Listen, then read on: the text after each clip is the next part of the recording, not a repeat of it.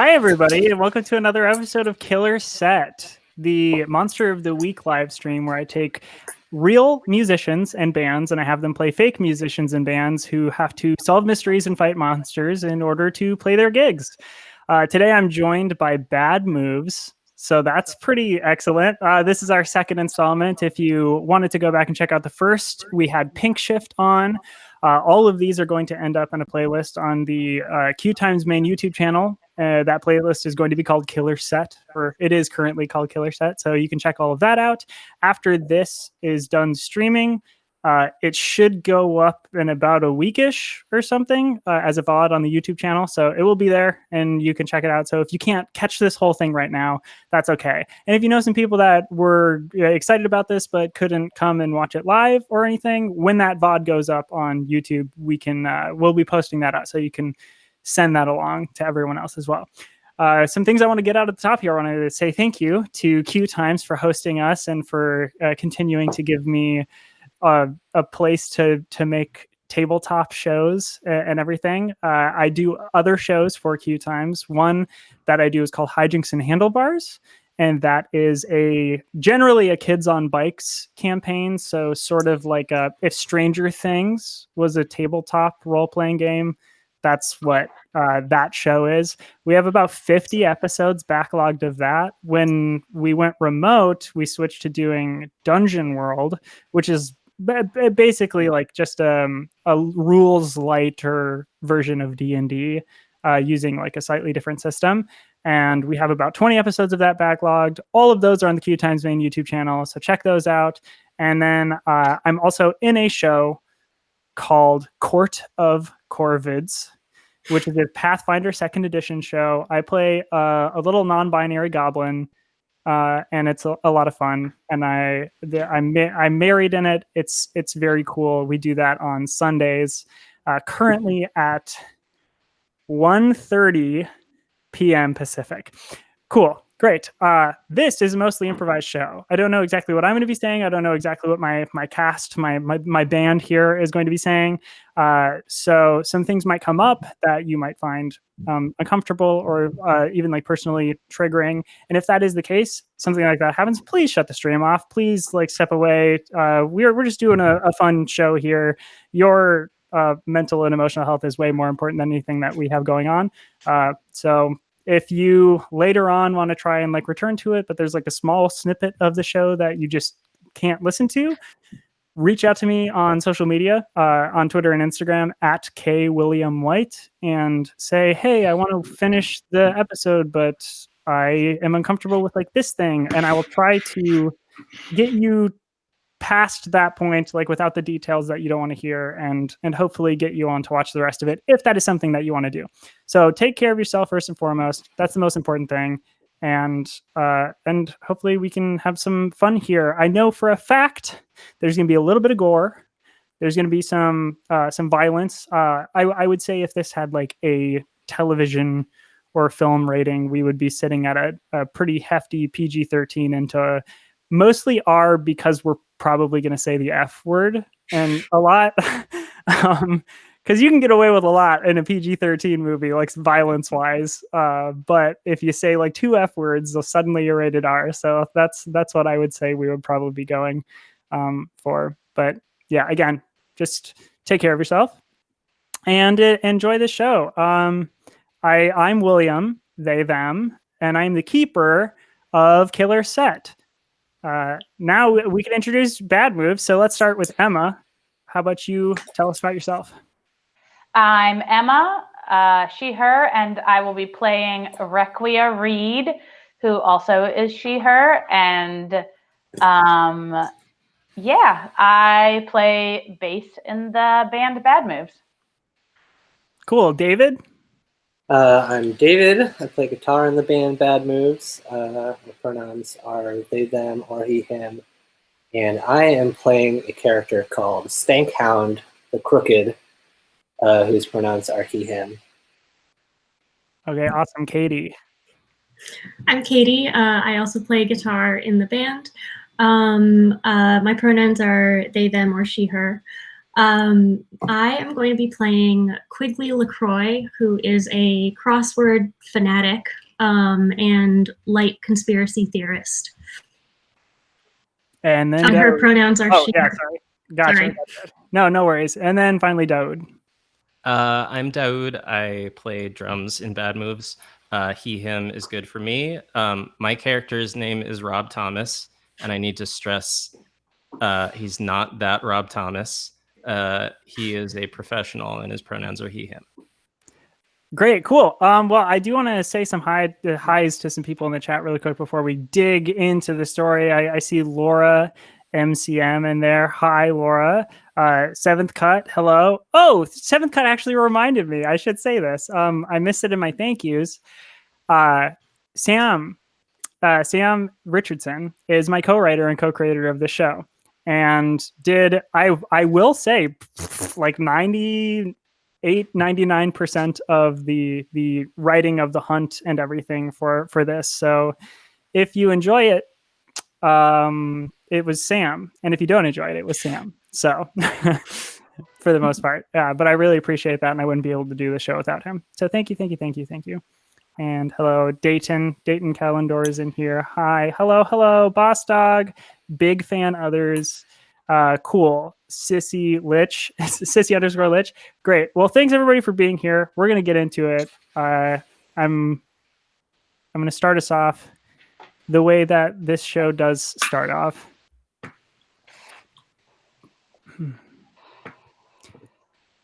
It's dark, humid, heavy.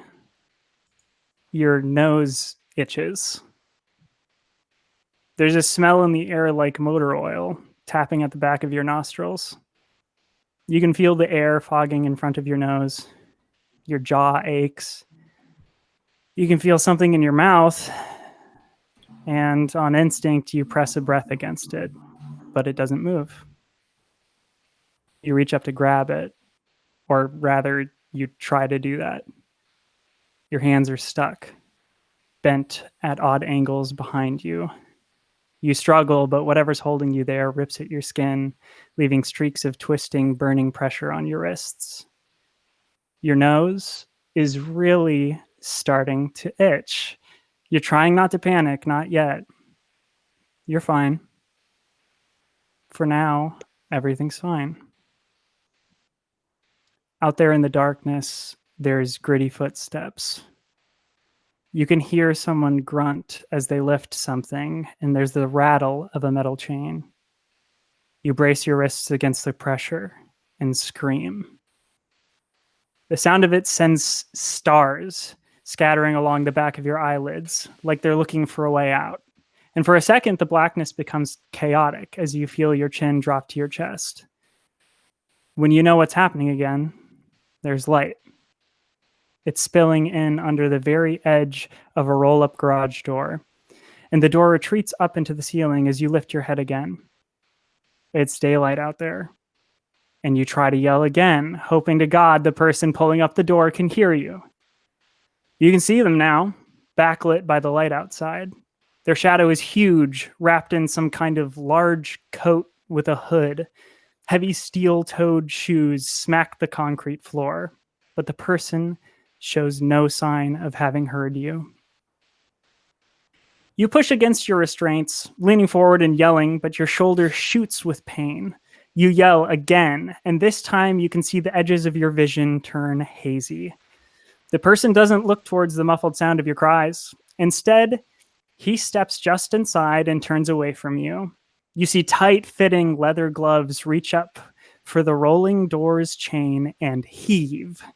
You try to yell again, and it's lost in the rush of clanging metal as the door finds its place back on the concrete floor, plunging you back into darkness. For a second, you can only hear your own quickening breath, and that's when you start to panic. The gritty boots step lightly across the floor to where you are sitting, and you gasp as you feel breath on your face. You can see eyes, even in the dark.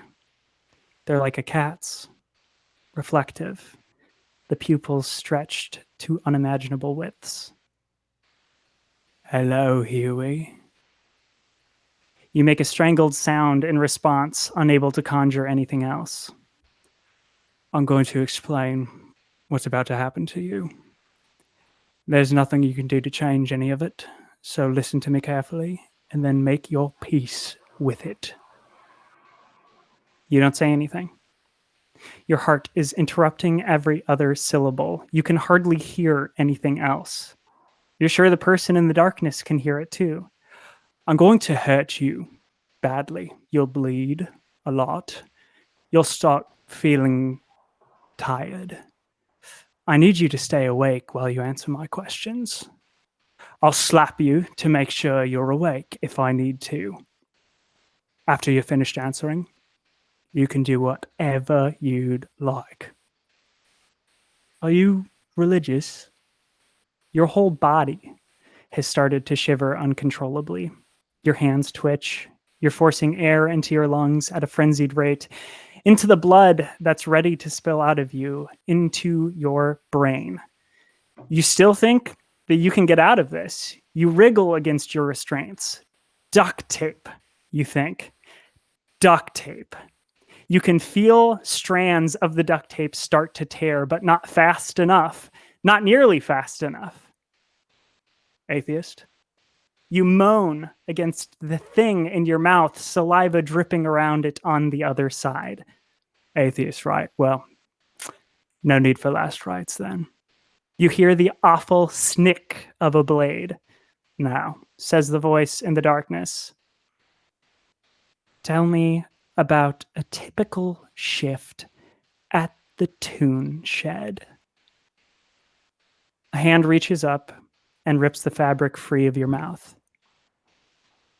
And don't leave anything out. It only takes 20 minutes before Jacques pulls open the rolling door and climbs in through the passenger side door of the big black van. He wipes his hands on his shirt and turns to the back where 6 others are sitting, 3 to a side, all wearing the same matching flak vests and black shirts with short cuffed sleeves. He gives them a sharp smile. Well, you all ready for one last job? The 4 of you are being guided through the main auditorium section of the Tune Shed. This is effectively a place that you all know, you've all heard of. The Tune Shed is an all genres welcome venue started by Neona Foyle. It's generally 21 plus, but I mean, if you're a friend or something, you can probably get an all ages show every once in a while. It's a low building with a domed roof tucked between a couple high-rise apartments that always complain about the noise to no avail. The inside is rad with a semicircle stage and almost amphitheater seating. A balcony rings the outer edge, and just beyond the showroom is plenty of space for a bar, merch tables, and a sizable green room down the hall. It's the best place for most bands playing. It's generally the best place that most bands who get to play there have ever played. And Neona, the owner of the venue, tries to prioritize smaller bands to help them find purchase in the local scene. Management offices are in the back, down the same hallway as the green room, as is a set of stairs leading down to the basement where they keep various extra supplies. You are all finding this out possibly for the first time, at least the nooks and crannies. You've possibly been to shows here before, but this is, if I remember correctly, the hometown of, here we go, hold on, of one of your characters. There we go. It is, it's Stankhound's hometown. So Stankhound, you've brought your band back here. You clenched this sick venue. You're currently getting a tour from Neona. who is leading you around. That's where you're gleaming every, the ring and the this and the green room and the management offices. That is where you are at currently, as you're being led around. It's starting to get packed a little bit. People have been let in. The show is set to start probably in about like 20 minutes, but I mean, as things go, it might not start for another 10, 15 minutes after that. Who's to say? That is generally where you are at. What are all of you going to be up to from here? Are we the opening band? Let's say you're like there's 4 bands and you're third. Niona hooked it up. Stankow, do you think there's going to be enough room on that stage for all the skanking you're going to be doing? If I have to go off stage, what happens, happens,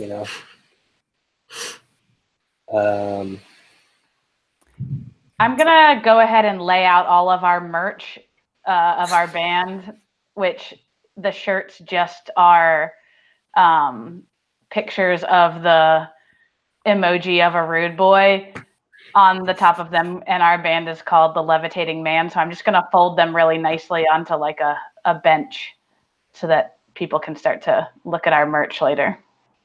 Yeah, definitely. And Niona actually like comes around and gives all of you wristbands for if you want to be drinking at the bar, and also has like a single like a free drink ticket for each of you if you desire. Niona stops with you with you, Sankhound, because because she knows you for a moment. Oh well. So I was thinking that I might be able to get you a free meal as well. But if I do that, can you do me a favor and please not tell the other bands? Because because I can get them free drink tickets. It's a thing I've negotiated with the bar and everything, but it is it's going to get a little tight, I think, tonight if we're giving free meals to everybody. We'll keep it totally quiet.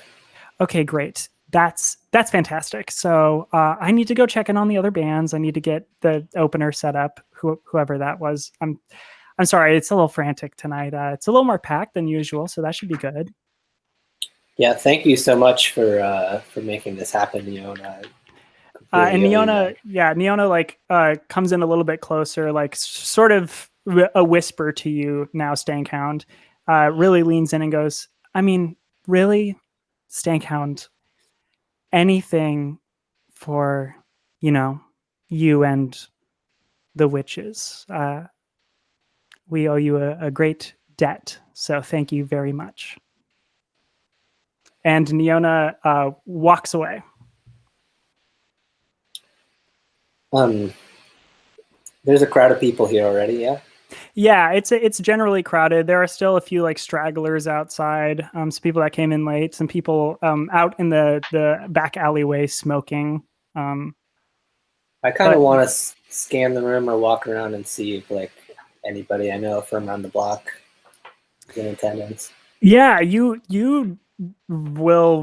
As far as you're concerned, you recognize like maybe 1 or 2 people out of like 20. So the venue's like pretty packed. There's maybe about 170 people in here at the moment. So out of like the 170, you end up recognizing about like 17 or so of them, something like that. Because this a lot of people ended up staying in this town. This is your home turf. This is where you've done a lot of your previous business. So these people know, recognize, and in certain instances may admire you for your previous work. I do want to start off here really quick with Emma. Requia has a move.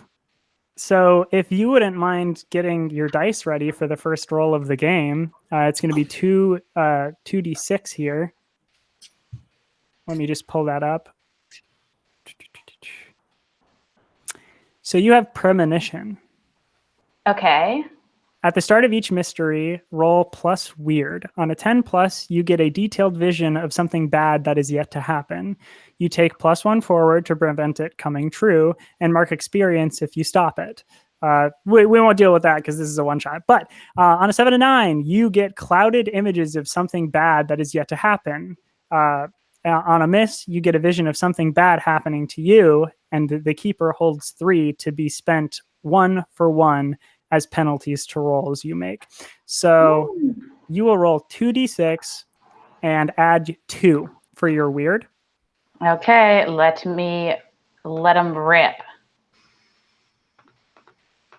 That's a 1. What else we got here? That's also a 1. So Fortuitous start to These rolled a Google 1. dice. These Google dice are sabotaging me. I'm gonna have to go to like a smaller dice company. Alta Alta Vista dice. Yeah.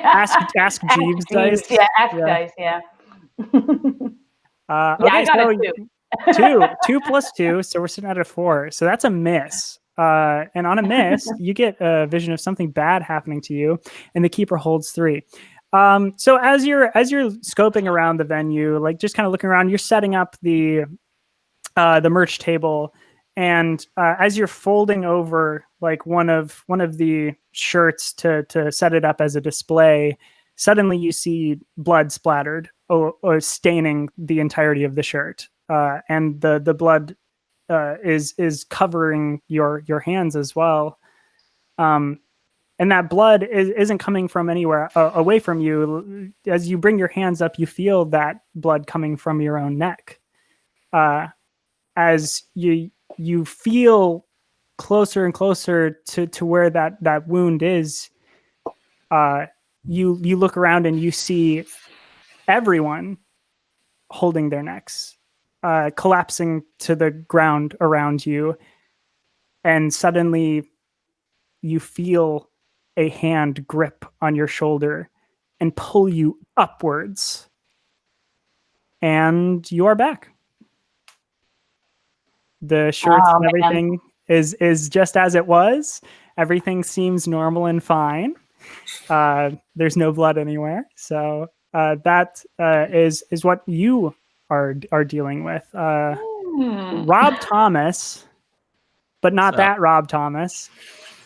Good, if I because I wasn't remember sure correctly, who you were talking to. Yeah, if I remember correctly, you look just like Rob Thomas, but you aren't. I want to be very clear. I'm not that Rob Thomas. I get that a lot. Not that one. So I think unless you are in the back, like in the green room or something, if you are around and about, people are coming up to you and like going like, okay, so this might sound, are you? I didn't know. I mean, like, I don't know if Matchbox 20 was playing tonight, if it's going to be a surprise. I don't know if maybe Santana's coming in and they're going to do Smooth off of Supernatural. It's like. Right. So again, great question. Get it all the time. Big fan of the 1999 album Supernatural. If you like that song Smooth, I'd like to recommend that you also listen to the song Maria Maria, which you remind me of a West Side Story. That's right. Listen, I'm new at all this. I've never been in a band before, and honestly, I don't know if I've ever been good enough. I'm a little bit rusty, but I appreciate all of your interest. And just so like to paint this picture a little bit further, as a character description, you look just like Rob Thomas, but you are wearing like a nice suit. Is that where we are? That's where we are, because that's where I come from. I'm a businessman making business plans. I transitioned out of the private sector about 10 years ago, and I'm a government agent now. But I'm just here to have fun, so nothing to be suspicious about. And I'm definitely not in disguise or hiding. Excellent. Not suspicious at all. I'm thinking nothing of it. Okay. And then let's kick it over to Katie here. What are you up to? Yeah, Quigley? Quigley is walking very slowly around the perimeter of the venue and just kind of like looking up and occasionally scribbling some stuff down. So you're on the outside, right? Oh, I meant the inside perimeter. Oh, the inside. Yes, the inside. Yeah, of course, the inside perimeter. Yes. the Yeah. internal perimeter. Are you looking for anything in particular, or just kind of scoping it out? I think I'm looking for means of surveillance, and Quigley is expecting not only that there is probably like a hidden government surveillance situation going on, but also potentially magical. I see. Well, it doesn't take long for you. You don't even have to roll for this because you're specifically looking for surveillance. There are cameras. There are like surveillance cameras like around the venue. There's always cameras, and they seem like a little bit older. Like they might be going. They might have been there for a while, and it doesn't seem necessarily out of place. It's not like they're hidden.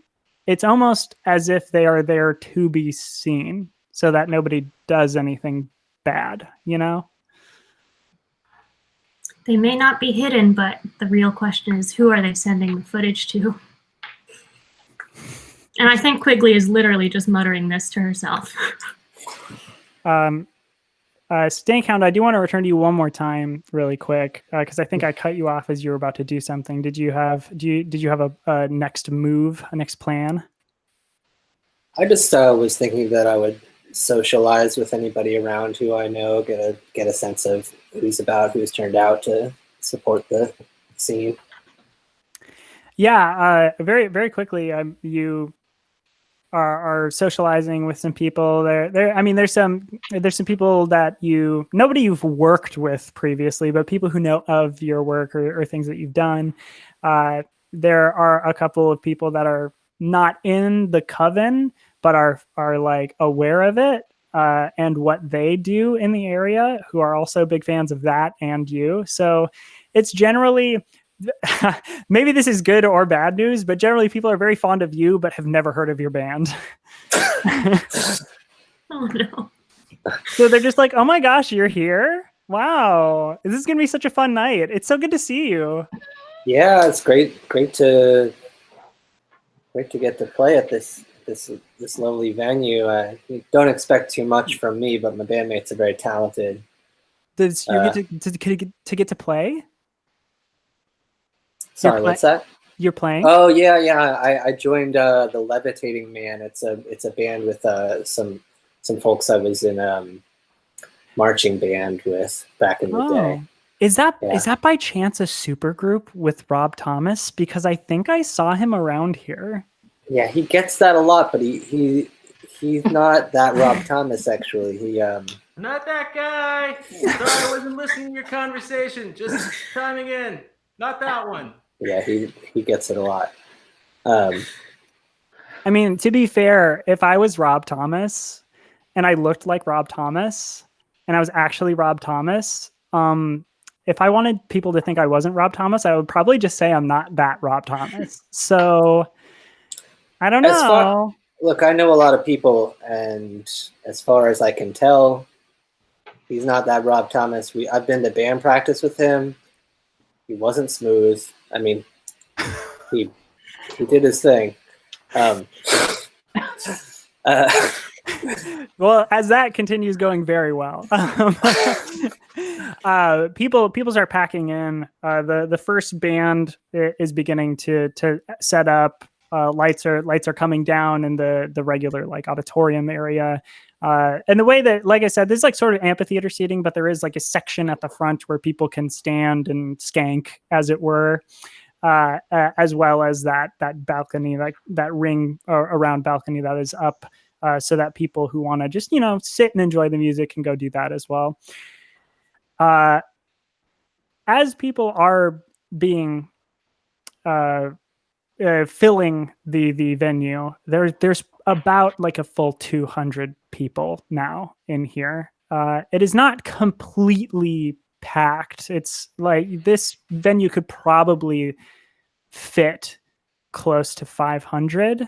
So it's still, there's room, but it does feel very packed. I mean, because most people are not up on the balcony. Most people are down in the amphitheater seating, down like in the area right in front of the stage. So it feels very welcoming and very rowdy. Just as the first band takes to the stage, the crowd cheers for a moment, very excited to get the evening started. Where are all of you in this very moment? Let's start with let's go in the order that we are on the screen here. So let's start with Emma. Requia, where is Requia? Requia is in the back near where the merch is, kind of in the back of the venue, making her way towards the bar to try to use her drink ticket. All right, and Stankhound? I'm kind of off the side of the stage. I think I found like a sound engineer who I know and just chatting it out. Cool. And then Quigley. Quigley is sitting in the back by the merch table, alternately doing a crossword puzzle and sketching a map of the venue. And then finally, Rob Thomas. So I have some very sophisticated sampling and synth equipment that I should be setting up, because on a good day, it takes me like 35 minutes. But here's the thing. We're the third band of 4 on the bill, yes? Yes. We were offered dinner, but none of the other bands were, including the 4th band, presumably the headliners. Correct. Now I want to see what these fools look like. So I'm hanging out by the dressing room. Yeah. Absolutely. The headlining band is a local band who probably Stankhound would know, but you're hanging around the dressing room. All of them are it's like they're doing homage, like 80s homage throwback kind of a band. They're not a cover band, but it's a like sort of like style covers. In that essence, very equally like synth driven, glam rock like influence sort of stuff, and you can see them very, very preparing for their performance. They thrive with a live performance. Hair like frizzed out to all sides, down past the shoulders, everything, and they seem extremely excited to be doing this. I mean, there's still 3 bands that are going to play before them, and they are already getting in costume, putting on makeup, all the sorts. Okay, noted. I'm wondering if maybe they don't eat, but noted. Yeah, don't encourage them. Like, don't give them any more power. I'm going to text Emma because I see her by the bar, and I'm going to tell Requia, and I'm going to ask her to get me a Jack and Coke, and also to tell the bartenders for Stankhound, and she won't have to use her drink ticket. As all of this is happening, and the first band is getting ready to strum their first chord, do their first skank, suddenly all of the lights go off.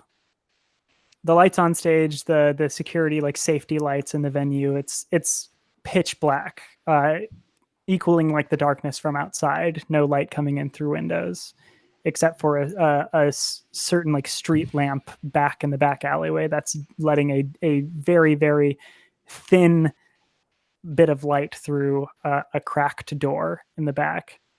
And people start to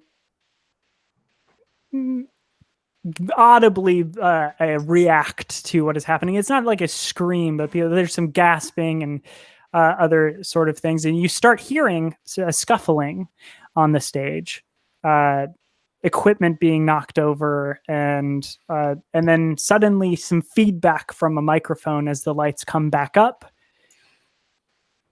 And blocking every exit surrounding everybody in the venue, you see these sort of like stocky figures. In fact, you recognize them as the bouncers and the security team that was working the show tonight. And one of them is on stage, spotlit, and taps the microphone. And you hear, "Hello, everyone. My name is Jacques. It's a pleasure to be here with all of you. Two things are going to happen. The first is none of you will react because no one's going to hear you. I would appreciate it if we could do this a little more civilly. The second thing is half of you are going to be okay. The other half,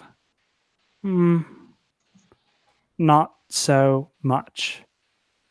And as soon as that happens, the crowd itself like starts actually like screaming and trying to head towards the exits.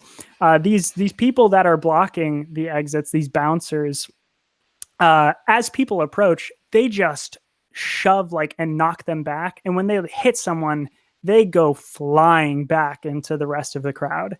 The crowd is being like toppled over by like pins, and the people that are reaching the bouncers are basically bowling balls at this point. It seems inhuman. It seems very, very dangerous. And a loud screech comes over that microphone again, sort of like an animal screeching, and it calms the crowd down. Okay, so that's not what we're going to be doing. That's the opposite of the thing that I wanted you to do. So I understand very dire circumstances. I get it. Half of you are going to be dead, and the other half of you won't. So we're going to start putting you into groups. And this is nothing personal. I mean, really, it's just how the world is. I'm sorry. So don't try to escape. If we find that anyone has left, we will kill everyone. If we're going to be doing regular head counts, and I'm going to get 1, 2, 3, 4, 5, 6, 7. And if suddenly we're a person, 2 people, 3 people short, well, lucky you made it out, but you doomed the rest of the people here. We're just trying to be fair. We're going to save half of you. You'll be okay. But it's just the way it has to be. Sorry. Please. Don't make this harder than it has to be. And the lights go out on stage, and that person vanishes out of sight. The other 6 of these bouncers and everything start gathering everybody to the center, packing everyone as tightly as they possibly can down in the section right in front of the stage, and then splitting the group directly in half. Half of them being held in the seats in the amphitheater section, and the other half being like held sitting down, crisscross applesauce, like just on the ground there. You are all being sought after to be collected as well. What would you like to do?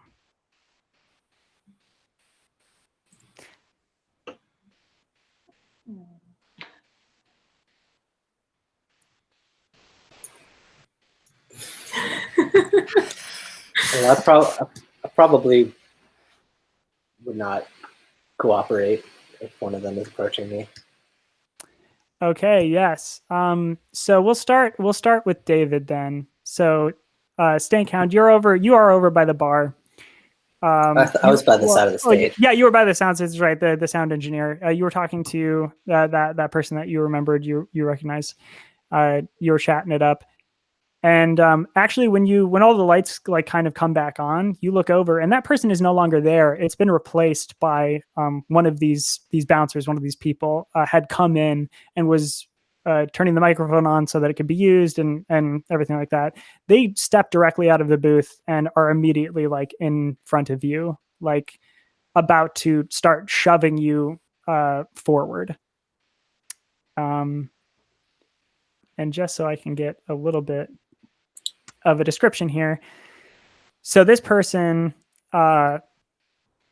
poorly bleached blonde hair, like a snarky grin, this like, but like, and like thin, tall and thin and very like ripped, like shredded. You can see like all of this like dense muscle in there. And they, and he, yes, also light brown skin and looks just like a really cruel person. Just like just looks like they're basking, like he's basking in what is about to happen. And he comes up on you. Yeah, so he's like coming up on me as soon as I see him. Yes. Do I have time to like pull out a weapon? You do. So how about you give us the next roll of the game? You can read a bad situation. Mm-hmm. So when you look around and read a bad situation, roll plus sharp. On a 10 plus, hold 3. On a 7 and 9, hold 1. And on depending on your roll, you will get to ask questions. So let's do the roll first, and then I will tell you what the questions are so you can... Okay.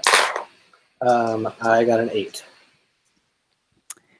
And your sharp is +1, so that ends up being a 9, which doesn't change. So that's going to be a mixed success, which that will be holding 1. So you will get to ask one question. The question list is, what's my best way in? What's my best way out? Are there any dangers we haven't noticed? What's the biggest threat? What's most vulnerable to me? And what's the best way to protect the victims? What's the best way to protect the victim? Okay, great. It would seem as of right now, under these circumstances, the best way to protect the victims might actually be to make sure things stay calm and keep everybody here. Because if anybody does try to escape or get away, they did say that they were going to just kill everyone. All right. In that case,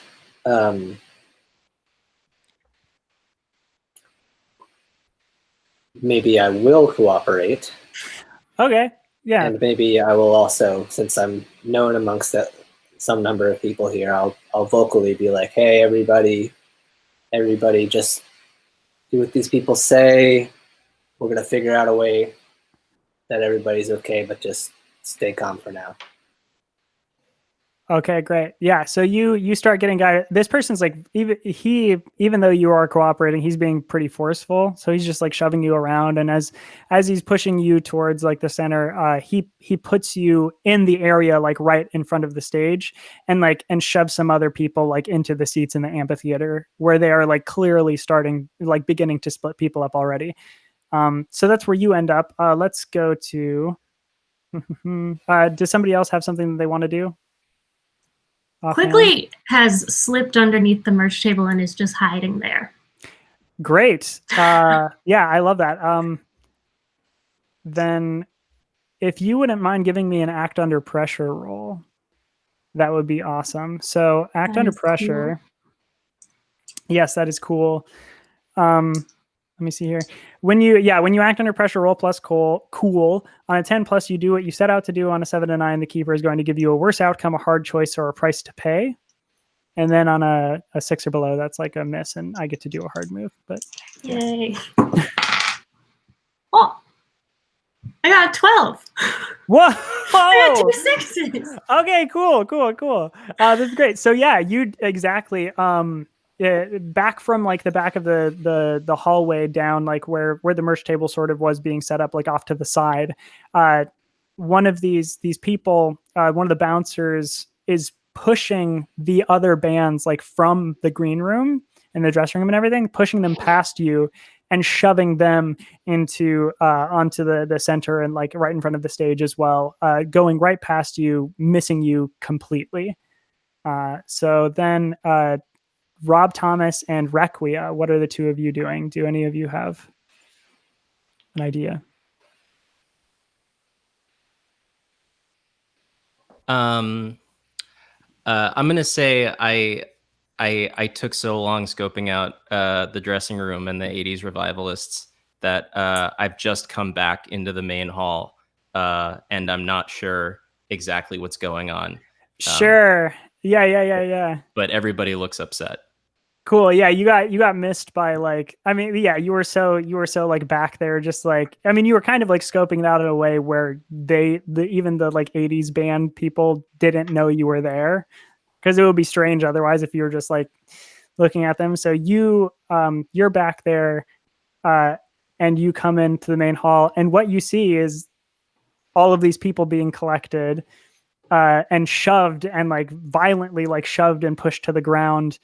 You see Stankhound, like, you know, and you even hear Stankhound say like, all right, like everybody, let's just do what they say, like that kind of thing. And then like, as Stankhound is saying that, they're shoved to the ground as well, by one of these people. And one of them turns and catches you as you are walking in, like their eyes, like they, as they're pushing somebody else down.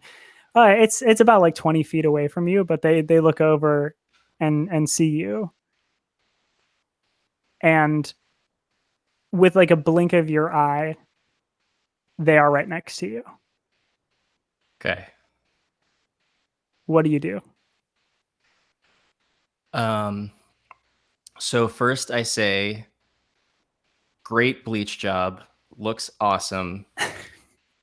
Not gaudy at all.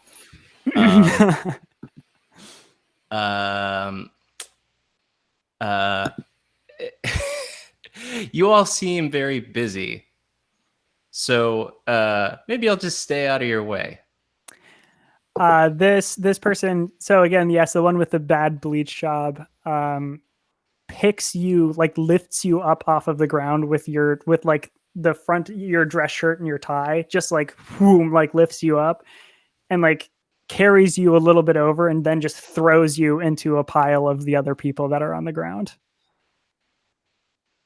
Okay. Requia. So Requia is by the bar and takes both the Jack and Coke and the beer that she ordered and drinks them both really fast and talks to the bartender and tries to say says does this always go down like this? I thought this place was chill. Is this normal? Yeah, the bartender, like she's just like kind of cowering, like has like ducked down behind the bar and like looks up at you and is just like, no, this is not usually what happens. I don't. I think this is I think this is real and serious, and I don't know what to do. And as she says that, you see approaching you, kind of like over to the bar, like not necessarily like attention fully on you at the moment, but passing by. And this person is also guiding people to the middle, but is sort of like pushing them that direction lightly and being like, okay, go, like that kind of thing. But this person looks like a stereotypical suburban dad who got roped into something out of his league. That sort of thing. Like, looks kind of out of place. Very friendly face, like the flak vest. And when I say flak vest, like they're wearing like combat like materials. Is dressed as a bouncer just like everyone else, but looks super out of place and is just starting to like jauntily walk towards you and the barkeep. What would you like to do? I act really cordial and say, hey, don't I know you? Do you have a kid at Swampmore High? Oh no, I doubt it. I doubt you- you would know me. No. No, I think so. Does your kid play in the orchestra or the band? I'm pretty sure I've seen you. If I had a kid, they would, but really no, I don't have a child. So I'm gonna need you to come with me and like just go sit down over there. I swear I know you from somewhere. Did we go on a date one time? It's gotta be something. Oh, if there was blood in my veins, I'd be blushing, but no, I doubt it. I will let you roll on this. Okay. So let's see here. Let's figure out what this might be. Oh, and I got the sick deal where somebody got me, our friend Sean got me those third-party dice, those like DIY dice. So it's going to be a good roll this time. I know it. Here we go. It's not going to be 2-1. Okay, so this would I don't know that this would work as like a manipulate someone, because like you're not going to convince this person to just like walk away and leave you be, but you might be able to. This might work as an act under pressure to sort of as a distraction or something to like kind of get you out of here or something like that. So that'll just be you roll 2d6 and you add your cool, which for you, that's a -1. It's -1. Not that cool. All right. It's only 4. So. You rolled 4. Did you already minus the 1? No, yeah, I got 3 now. Oh, okay. Cool. Yeah. Sean, these dice are garbage. I want another option. Going back to Google. So this person in front of you just goes, "Oh, I'm sorry. If I don't take you right now, it's going to be real bad for me. I'm going to, the higher ups are sort of going to have a little bit of a problem with me. So I'm real sorry. I'm real sorry. So sorry about this." And this person goes and like reaches over the bar as well and grabs the barkeep and you and picks both of you up like easily and just starts like walking with you like over the shoulders like towards everyone else and like drops you into the amphitheater seats and is like, "Oh, again, I'm sorry." And just so you know, I mean, I am doing you a favor, by putting you in the amphitheater seats. So just don't say I never did nothing for you. Okay, I gotta go collect more people. Bye. And person walks away. He's being nice. That's my guy.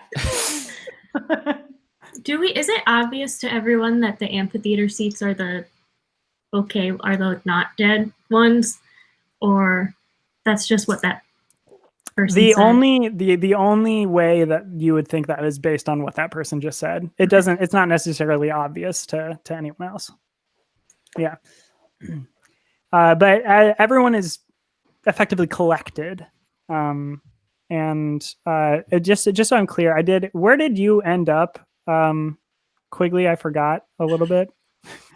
I was just gonna hide under the merch table. That's right. So you're under the merch table. So after a few minutes, they collect like everybody. Everybody is just in the center here, and there are now 4 of them that are just like rectangle like pointed around, making sure kind of surveying and keeping an eye on everybody.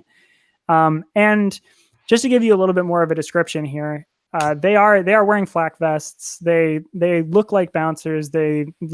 Almost like vaguely militarized bouncers.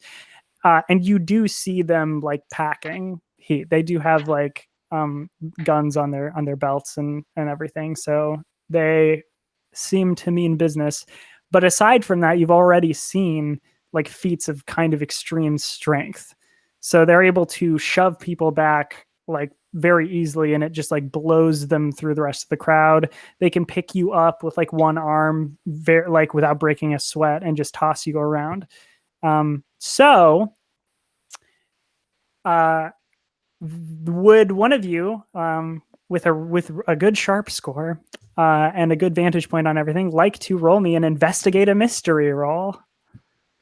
I feel like investigating mysteries is kind of my jam. Yes. So that will be just like 2d6 and add your sharp. When you investigate a mystery, on a 10 plus, you hold 2. On a 7 to 9, you hold 1.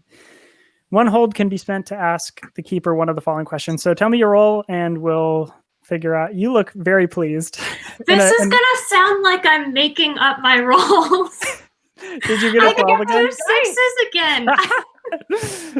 hey, based on the way Emma's rolling, somebody has to roll good. Yeah. The thing is, I'm gonna use up all of my good rolls on like hiding under a table. So. And I just have to remind all of you, I mean, don't use them yet, but you all do have 1 point of luck that you can use to either negate all damage all harm you would receive in like one go, or to get an automatic like complete success on a roll, which you can use that after you find out that it's a failure. Just so you know. Cool. Okay, so yeah, with Investigative Mystery, you rolled a 10 plus, so you get to ask 2 questions. What happened here? What sort of creature is it? What can it do? What can hurt it? Where did it go? What was it going to do? What is being concealed here? I can read those again if you want. Let me start with what kind of creature is it? Was that that was? Yes. What kind of creature is it? Yes. So what sort of creature is it? I mean, like with all of the arcane study you've done with the New York Times crossword puzzle and all of these. Sorry, we're called the solvers of the sacred grid. The solvers of the sacred grid. Yes. You have uncovered tomes and mysteries that were never meant to be seen by your eyes or the rest of your puzzle solvers. So this is actually all lining up for you. I mean, like the pieces are all falling into place, and you see, they're all talking a little bit weird, and their teeth seem bigger than they should. And as you're kind of like surveying the area, you can see that they are wearing false veneers, like in their mouths to hide their fangs. And as you the super strength, the fangs, all of this like starts occurring to you that these might be a pack of vampires. You said that I get 2 questions? Yes, I'll read the questions again just so you know what they are. So you asked what sort of creature is it? So what's left is what happened here? What can it do? What can hurt it? Where did it go? What was it going to do? What is being concealed here?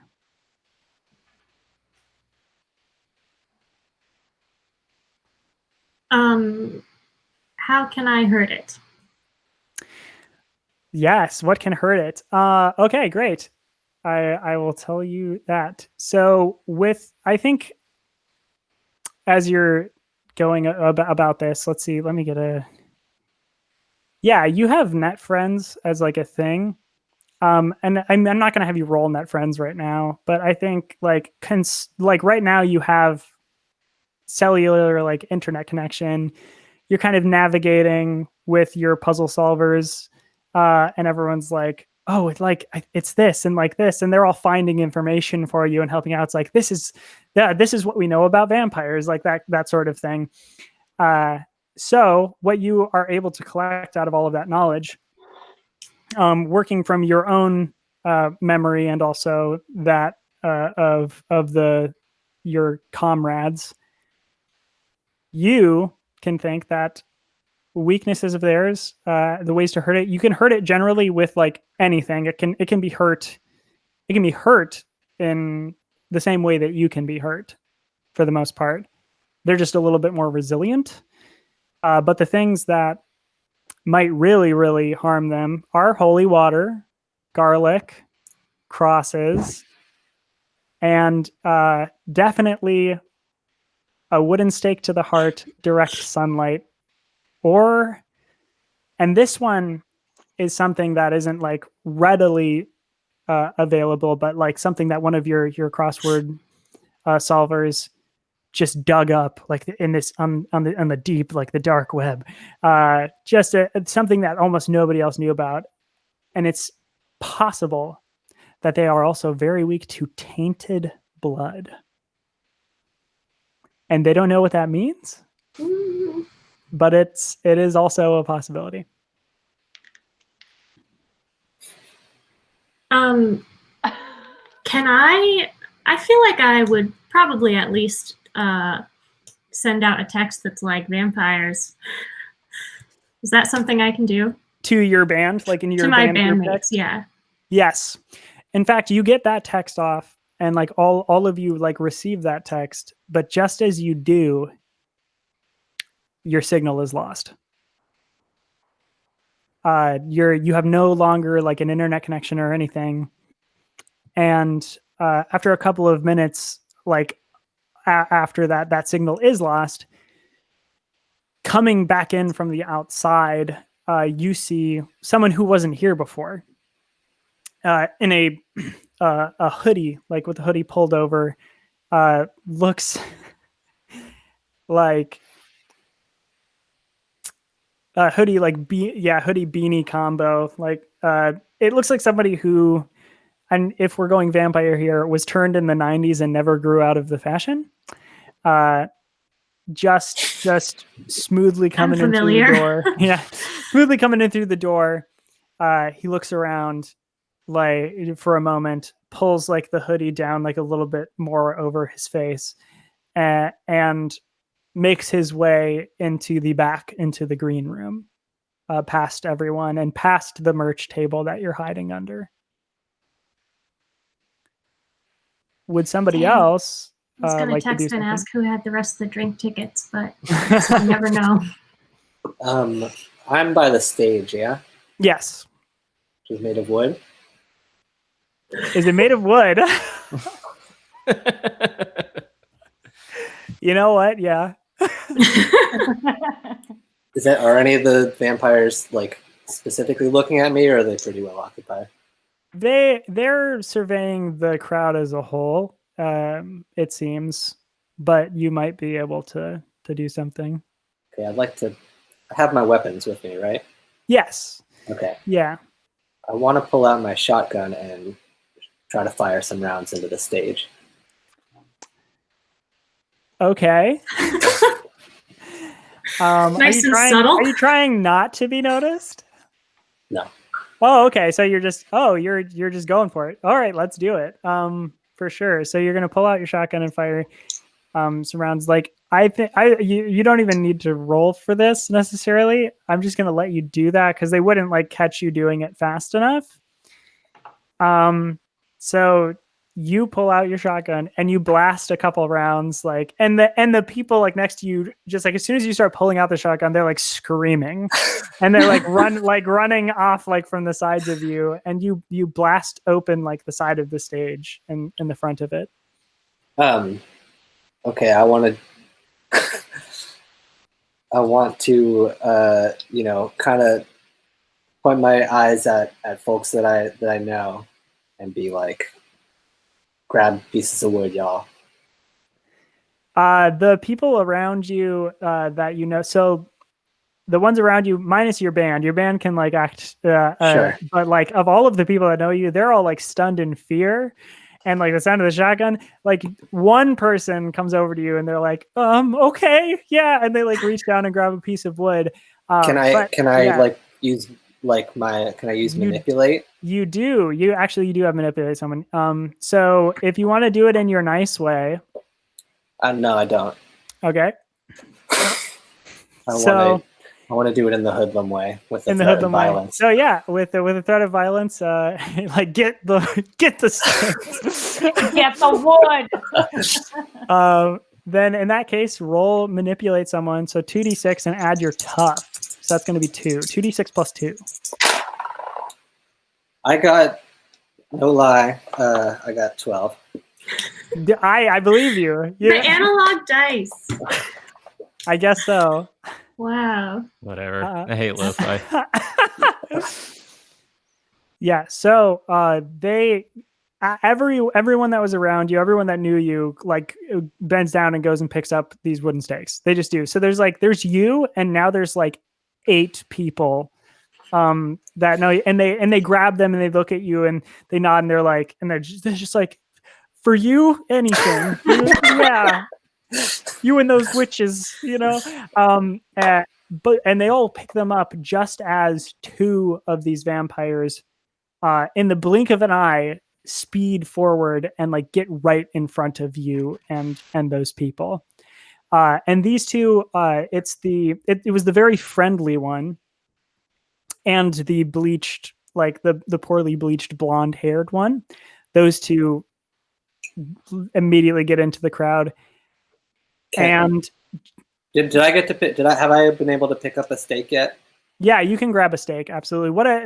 Just in like bullet time here, I need to know what everyone else is doing at this moment. Yeah, wasn't I kind of close to David in the first place? You I was are kind of over there. You are in the amphitheater seating. David's character. So Stankhound was on the stage floor. You and the barkeep got put in the amphitheater seating, so you're actually a little ways away. Oh, okay. But Rob Thomas was. But Rob Thomas was like slammed on like onto the ground like next to the stage. So Rob Thomas is very nearby. Stankhound. So what would you like to do, Rob Thomas? The shotgun blast goes off near you, and Stankhound turns to everyone and says, "Pick up the stakes." Okay. Well, seems like an offer I can't refuse. So I definitely grab a stake. Does this club have a safe space policy posted anywhere? Yes. Okay. If it's near me, I'd like to grab that too. Yes, you do. You grab Okay. it. Okay. And I do want to check in one last time here with Requia. So you are a little far away, but you hear the shotgun blast. You look over, and it's not like you can't see. You see your 2 bandmates like grabbing, and like your 2 bandmates and like 8 other people just grabbing like wooden stakes out of the pile of the stage. And then you see in an instant 2 of these vampires like just converge on them. I decide that I'm getting into the madness with them and I'm not going to leave them behind. So I run from the amphitheater towards the rubble heap of wood. Okay. I'm going in. Great.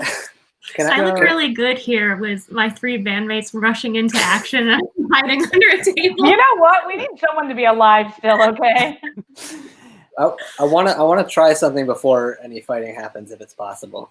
Yes. Tell me what it is, and we'll see if we can make it happen. Okay, so I want to use my hoodlum manipulate, wave a stake at the nice vampire, and see if I can intimidate him. Okay. Yeah.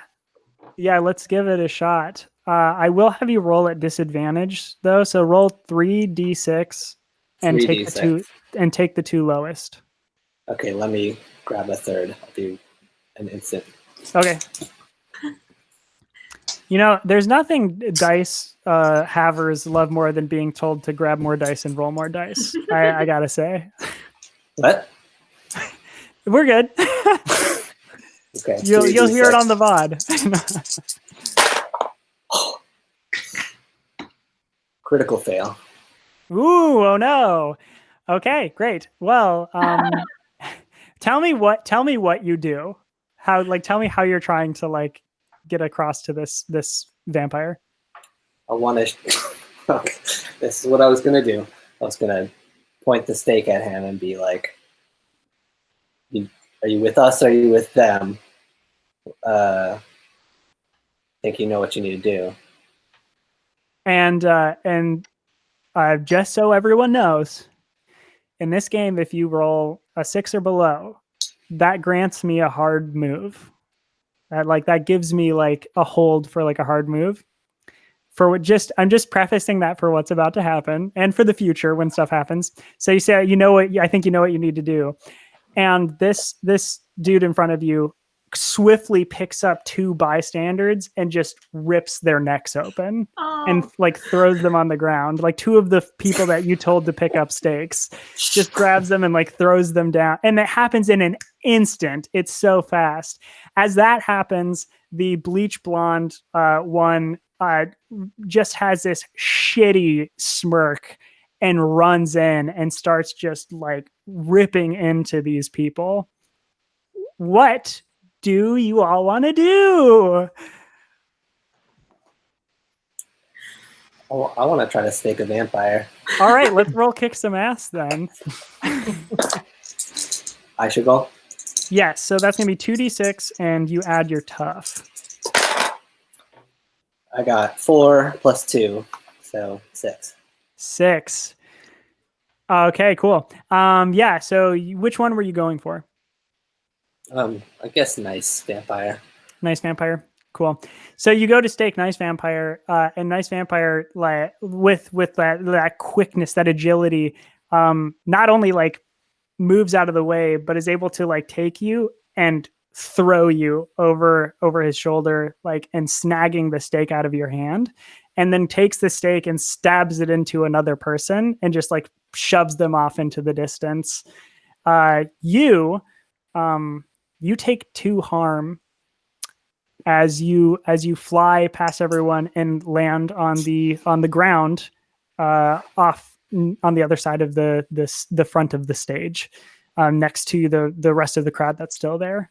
But you were shoved he just like threw you over his shoulder about like 20 feet, and you were like soaring through the air, just crashing down into the ground. Rob Thomas, you're also right there. What would you like to do? So remind me, is everybody in attack mode right now? Like, have the vampires been clued into what, like, to the shotgun blast and the picking up stakes and everything else, and are converging on? Yeah, the vampires notice the shotgun. The vampires are currently tearing apart the other pedestrians that are like in the front of the stage area. Okay. And how is Requia doing? Requia is running towards all of you from the amphitheater. Okay. So I would like to see if I can take my chances distracting the vampires by trying to litigate the finer points of the safe space policy and whether it makes allowances for parasitic brutalization long enough for Requia to get here. Okay. Let's see here. Then yeah. Is that a special move of yours? Is that a thing I can do? You know what? I would take this as like an act under pressure. Again, like, it's not going to get them to change their mind, but it could just like stop them and be like, what?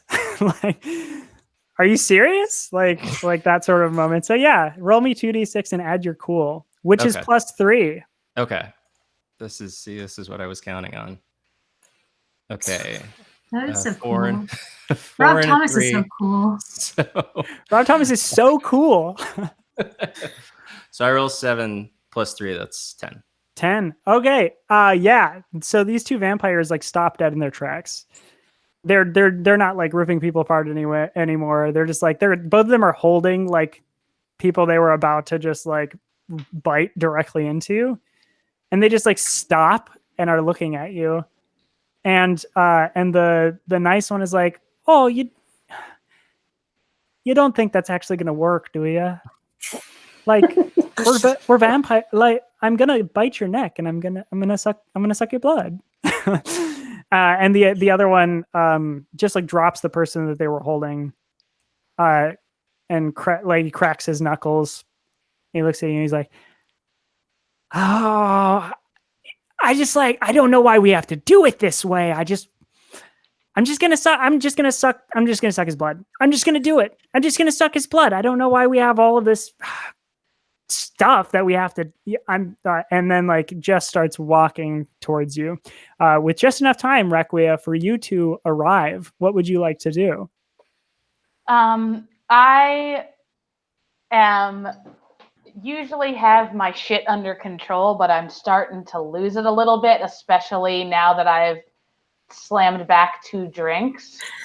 And so I run over with no real plan, but I do see that my friend is about to get hurt. And so I start to feel like I can't keep it together anymore. And I want to try to do some spooky stuff. I don't know how magic works. Hell yeah. I want to do something magical against these vampires. So there's a couple of ways that you can harm these vampires. You can use magic, which is one way. So like when you use magic, say what you're trying to achieve and how you do the spell, then roll plus weird. So the effects that you can choose from are inflict harm, which is just 1 harm, ignore armor. You can enchant a weapon. You can do one thing that is beyond human limitations. You can bar a place or a portal to a specific person or a type of creature. You can trap a specific person, minion, or monster. You can banish a spirit or curse from the person, object, or place it inhabits. You can summon a monster into the world.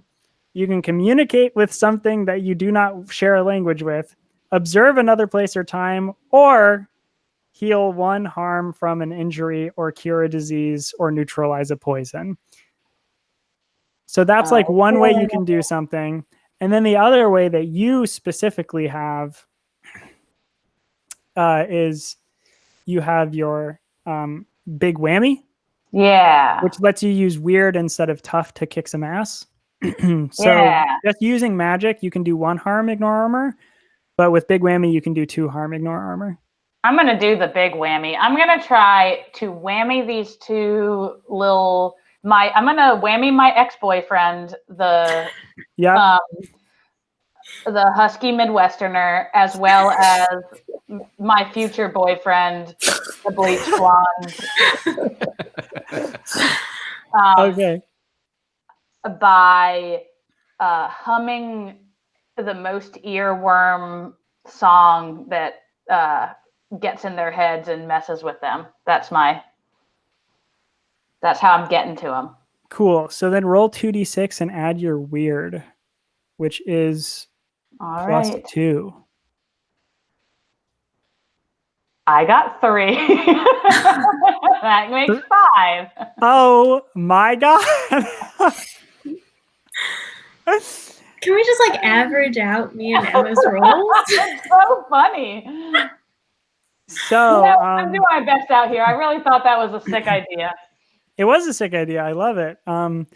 That's the joy of doing a tabletop game, because it's so random. You never know what's going to happen. So on a fail and kick some ass, I get to do a hard move. So so you run forward and you're getting ready for this big whammy. You're humming just this earworm that really fucks him up. And honestly, like this safe space training happening in front of them and this humming happening behind them. The friendly Midwesterner, the quote friendly Midwesterner who is like ripping people's throats out, but the friendly Midwesterner is like at a complete standstill, just like doesn't know, is like, what am I supposed to be doing? But the bleach blonde one gets like furious suddenly and like snaps like right in front of you and bites your neck. And as your neck is bitten, you have to roll 2d6 for me. I fucking roll at this. All right. I'm ready. So roll 2d6 plus sharp. I got 9. Oh, okay. I got 10 in total then. Hey. With the sharp? Yeah, so 10 Yeah. total. Okay, on a 10 plus for this. So what is happening is this sort of like bite is trying to like basically like hypnotize, take command of you. So on a 10 plus, you would you hear the thoughts of the vampire like that they're putting into your head, but you recognize them not as your own and are unaffected.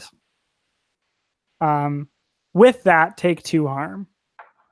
All right, I'm marking it. All right. I have a question. Yes. Do you think that we, upon entering this venue, did we have the chance to like check out any of the green room snacks before hanging out in I would say the so. main venue? Yeah. Did those green room snacks include a hummus plate? You know it did. It always did. Yeah, absolutely. It's in your rider. Also specified in our rider is that it's garlic hummus. Of course. What else would it be? Yeah. So how far away from Requia am I? Oh yeah, you're probably about like 25 feet away. Oh, that's like it's like a really far distance to throw a bowl of hummus. yeah. And you would have to run back into the green room as well, which I think your character would remember this. The hoodied one did walk past you and go into the green room. Okay.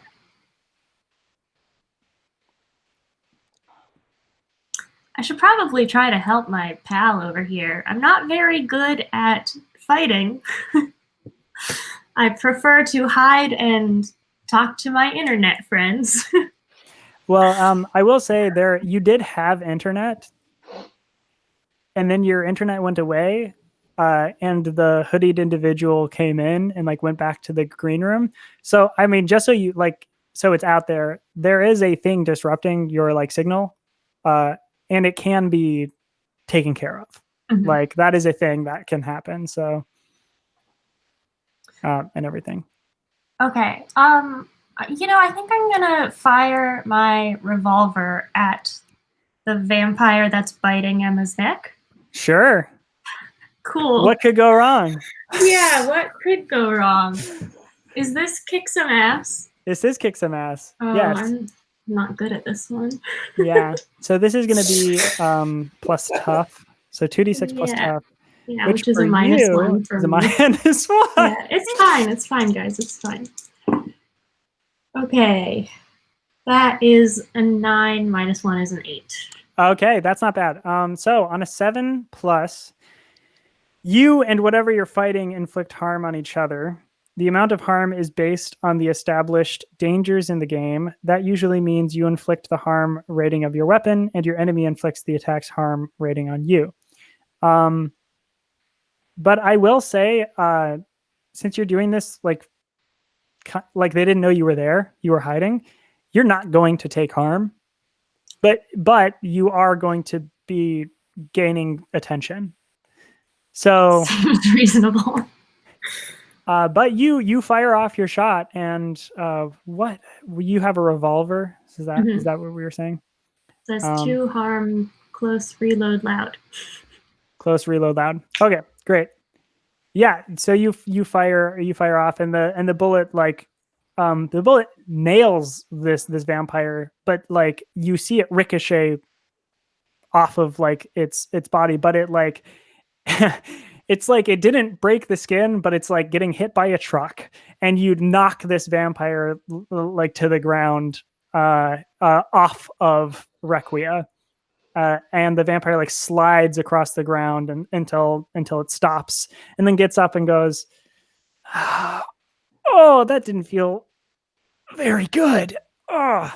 And then like sees you from underneath the merch table. Rob Thomas, I do want to know what you are up to. The friendly one is now fed up and is like, okay, I'm gonna get in trouble if I don't do something. So just and is like kind of like just like glides towards you and is going for your neck. What do you want to do? Okay, so distracting them didn't work so great. Shooting with guns doesn't seem to be going so well. What might some of my other options be? What might some of your options be? So there is specific to you, Rob Thomas, but not that Rob Thomas. Yeah. Well, let's read a bad situation. How about that? Okay. Yeah. So if you read a bad situation, you have tactical genius as a move. So you roll with cool instead of sharp. So roll 2d6 plus 3. Okay. 6, 5, so 11 plus 3, 14. Okay. So you get to hold 3. Okay. These are the questions that you can ask. What's my best way in? What's my best way out? Are there any dangers we haven't noticed?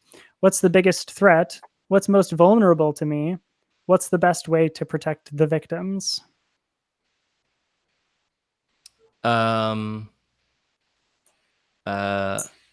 Let's say what's most vulnerable. Okay.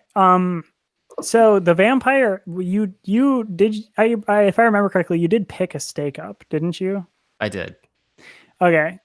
So the vampire with the stake is genuinely vulnerable to you. Okay.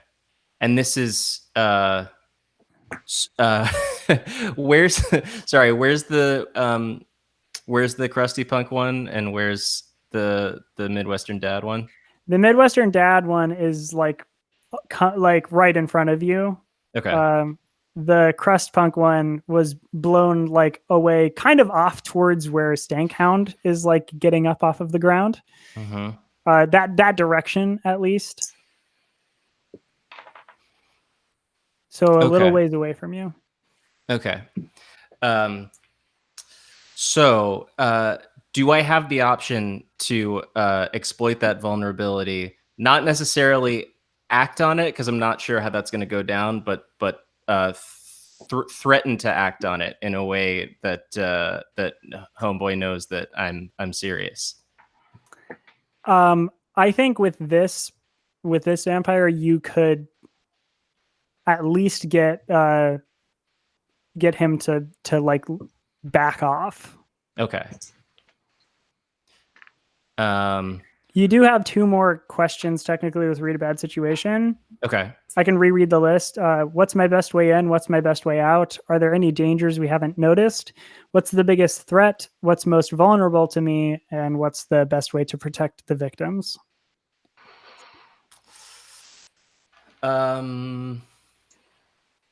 Let's say what's the best way out? Okay.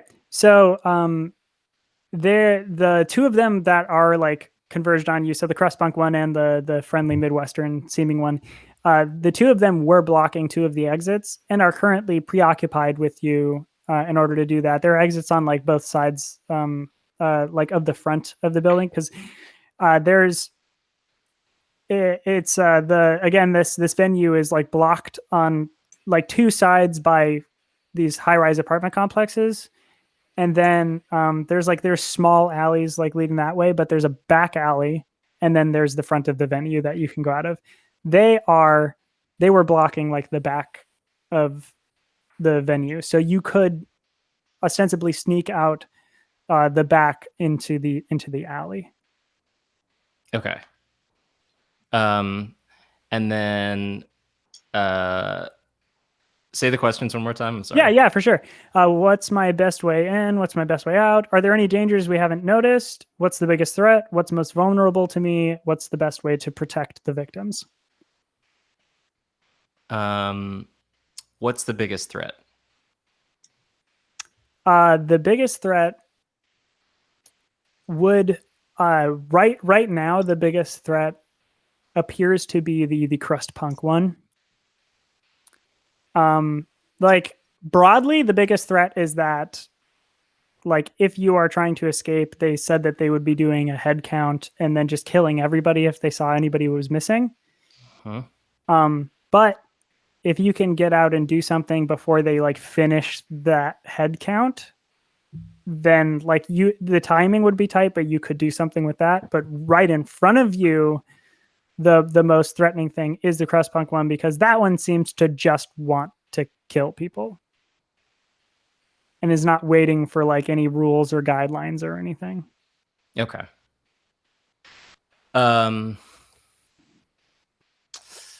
Well, I think I want to minimize the overall threat by taking on one of these vampires. So I'm gonna say, I'm gonna brandish my stake and say, "Give me your heart, make it real, or else forget about it." God damn it. I'm gonna go. We're gonna take our break right here. That's great. When we come back, we're gonna get your roll on exactly what you're gonna do. But we're gonna break for 10 minutes. So we'll be back at 7:41 or 9:41. No, wait. Yes. No, you're Eastern. 10:41. Your time, correct? Oh yeah. Yeah. So 10:41 Eastern, 7:41 Pacific. Yeah, that's when we'll come back. So go get snacks. Do whatever you got to do. We'll be back. Okay, Rob Thomas, roll me 2d6. Are you stabbing the vampire? I mean, I feel like that's what I gotta do, right? It's Stab like- the vamp. Make it real. Okay, so then you will be adding +1, so 2d6 +1 for your tough to kick some ass. All right, we got a 6 and a 3, so 9 + 1, 10. 10? Just a flat out 10? Okay. Okay, cool. Look at me. On a 10 plus, choose one extra effect. So you get to deal your damage. And like 7 and 9, so you deal your damage and they would deal you damage in return. Okay. But you can also choose, you gain the advantage, take +1 forward to give, or give +1 forward to another hunter for their next roll.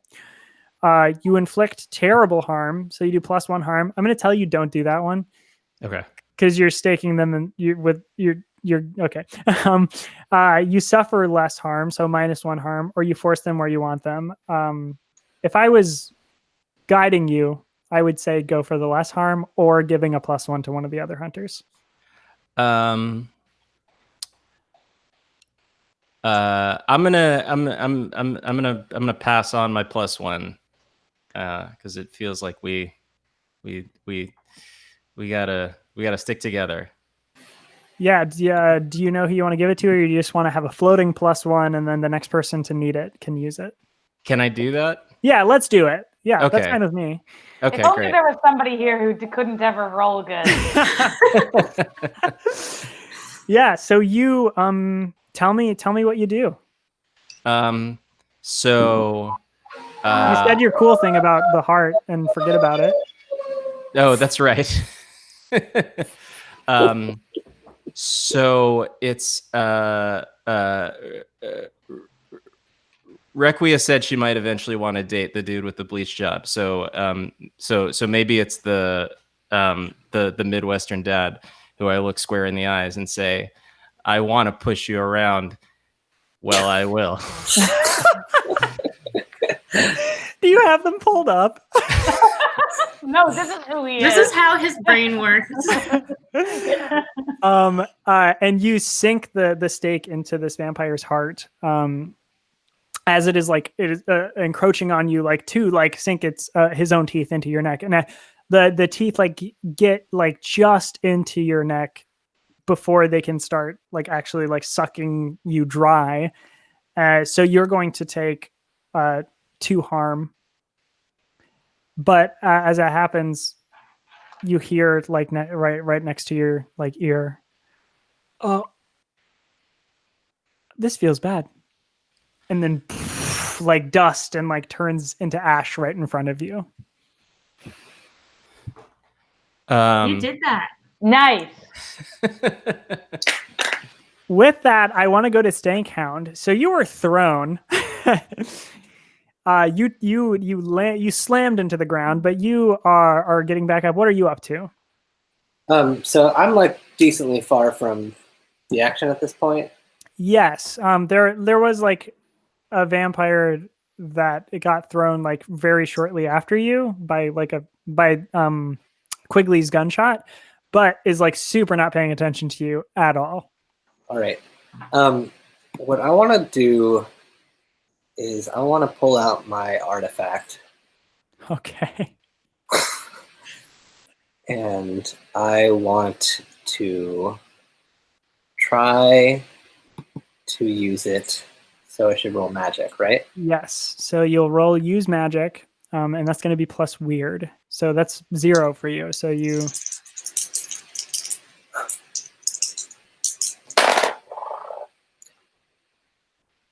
I got 7. Okay. And if it makes a difference, there's that floating +1. It doesn't. So we'll keep that at a just at a 7 because that's still a mixed success. 7 and 8 would both be a mixed success. So with use magic, you are going to succeed on a 7 to 9. It works imperfectly. Choose. So the effect, we know the effect. Well, you and I know the effect. But then we also choose a glitch along with it. And the glitches are the effect is weakened. The effect is of short duration. You take 1 harm, ignore armor. The magic draws immediate unwelcome attention, or it has a problematic side effect that we can decide on. What was the first one? The effect is weakened. Can you read them all again? Yes, the effect is weakened. The effect is of short duration. You take 1 harm, ignore armor. The magic draws immediate unwelcome attention, or it has a problematic side effect. Okay, I'm going to take a harm. You're going to take a harm. Okay. All right. If I remember correctly, you're at 3 now, right? Yeah, well, how does harm work? How much till I die? Yeah, how much till you die is is quite a way of talking about this. So each of you have 8. Is it 8 or 7? Hold on. 1, 2, 3, 4, 5, 6, 7. It's 7. Okay. So 7 before you die. After you take 3, if you take any more, you're unstable. And then that's when you start bleeding out or like whatever. You just start incurring more harm as time goes on without treating it. So you're at 3. You're doing okay. For now. And at least one of us has healing capabilities, right? Yeah, 2 of you do, in fact. Because Requia can heal with magic, and and Rob Thomas can heal with a medical kit. Right. And is in fact pretty good at healing. Okay, so just to bring us back into this, so you like pull out your artifact and like you're whispering off to the side. Tell me how this like goes. Like what ends up happening here? So I pull out what I believe looks like a smooth stone with some engravement in it, and I'm not really good at magic, but I have been holding on to this thing just in case. And I summon what I believe is going to be a demon.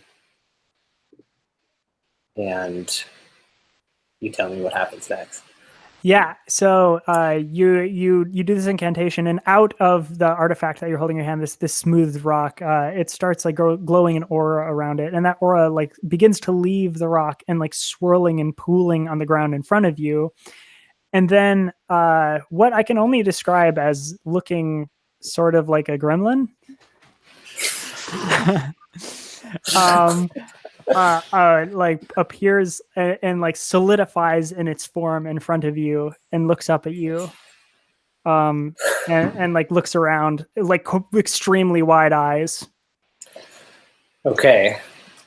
I thought that was going to be a bigger demon. Hey, little guy. Like you start talking to it and it like kind of like shudders a little bit, like it's afraid. Okay. Hey, we're in a tough situation. Tell me what you can do. Well, I can walk and I can talk and I have arms. And Are you super powerful in any way? I can be not seen. I can go away. Okay. Here's what I want you to do. I want you to use your not seeing ability, and I want you to go and find the witches. And I want to whisper how the demon can get to the witches and let them know that we're in trouble. Okay, cool. Yeah, and the little the gremlin demon like nods and goes, "Oh, okay," and like turns away from you and like takes a step forward and like it stepped through a door and is now gone. Like, but you hear like little footsteps like scampering away from you.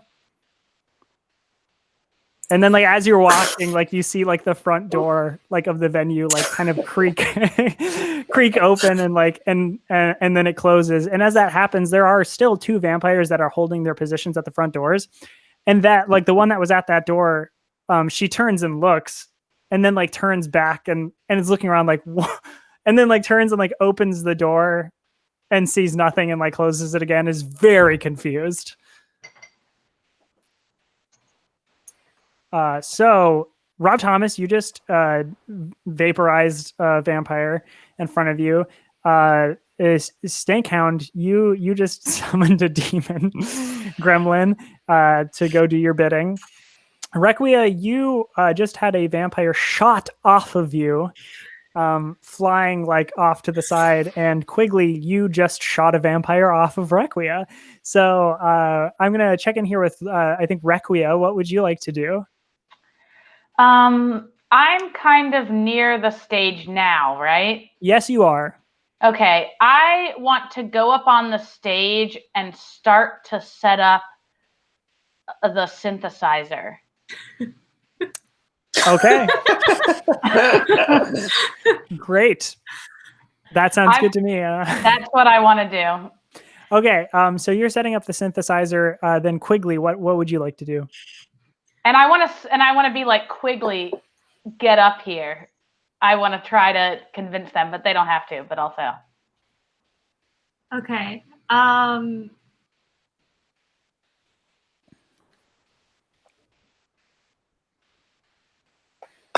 so I have been noticed by all the vampires, one or two of the vampires. Yes, all of them have noticed you now. You did shoot a gun.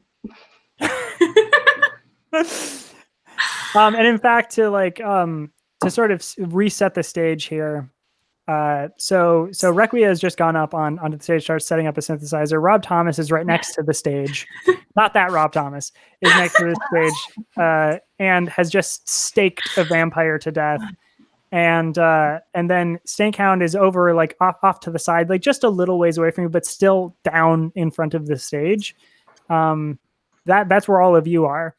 The one vampire that had been like shot away by Quigley is getting up, eyes set directly on you. And this is the bleach blonde, like thin, shredded, crust punk vampire. Looks furious, like no longer has that like shitty smile anymore. He is just like done. And as the friendly one was staked, like a seriousness is now falling over this area. The two vampires that are still at their posts at the front of the venue, you can see that they are beginning to like antsily like think about like moving into act to like take care of this more quickly. But Quigley, there's a vampire who is extremely quickly bounding towards you. I'm wondering if it's a stretch for me to try to use my flake move, often overlooked. When you act all crazy to avoid something, roll plus weird. On a 10 plus, you're regarded as unthreatening and unimportant. On a 7 to 9, pick one. Is this a little too... No, I'm into this, actually. I'm pretty into this. I think that's a great use of that move. Yeah. Okay, I am trying to basically make my way to the stage without, like, having them pursue me. Sure. Should I roll first? Yeah, let's do that. Okay. Oh, God. Okay, it is a 9. Okay, so use that floating one. Use that floating one. Oh yeah, maybe. You can use the floating one if you want to. If you want to clean 10. Okay, I say it's cold outside, and I hand you a raincoat. It doesn't even make any sense this time. I thought it was a hot one. Yeah. When you act all wild to avoid something, roll plus weird. On a 10 plus, you're regarded as unthreatening and unimportant. So yeah, so like this crust punk vampire gets up. You rolled a 10 plus. Like, how are you attempting to, now that you've shot this vampire, how are you attempting to like be like, actually, don't think about me? So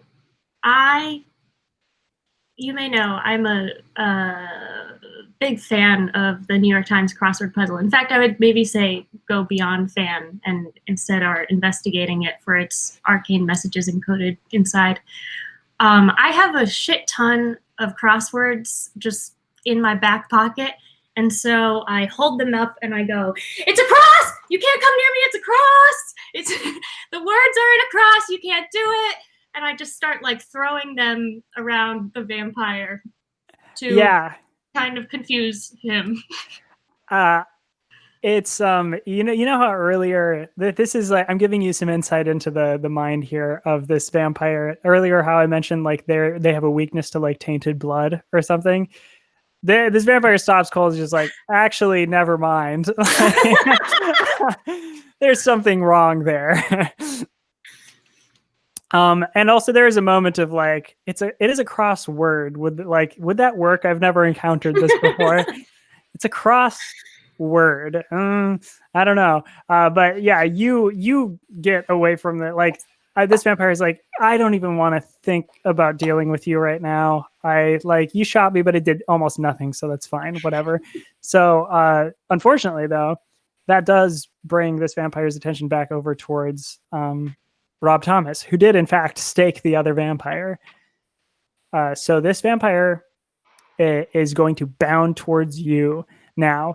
And with the stress of the situation, you see the other two vampires beginning to leave their posts. They start moving forward. They're not moving at the quick speed that the other vampires had been moving. They're moving at a general, like, leisurely speed. Like, okay, I'm moving in. I don't know if I should be doing this, but like, I mean, someone's got to be at the exits, but you know.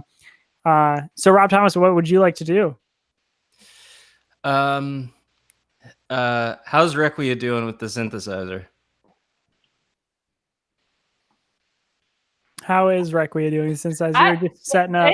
It's set up, man. I got these XLRs plugged into some speakers directly with no mixer at all, just straight up raw dogging it into the Jesus. Also, yeah, I'm headed Requia's way. Yeah, I think that I'm on stage. I'm ready to go. I've already got a mic set up or two. Okay. I'm like, we're gonna, yeah. Do you seem like you have a plan?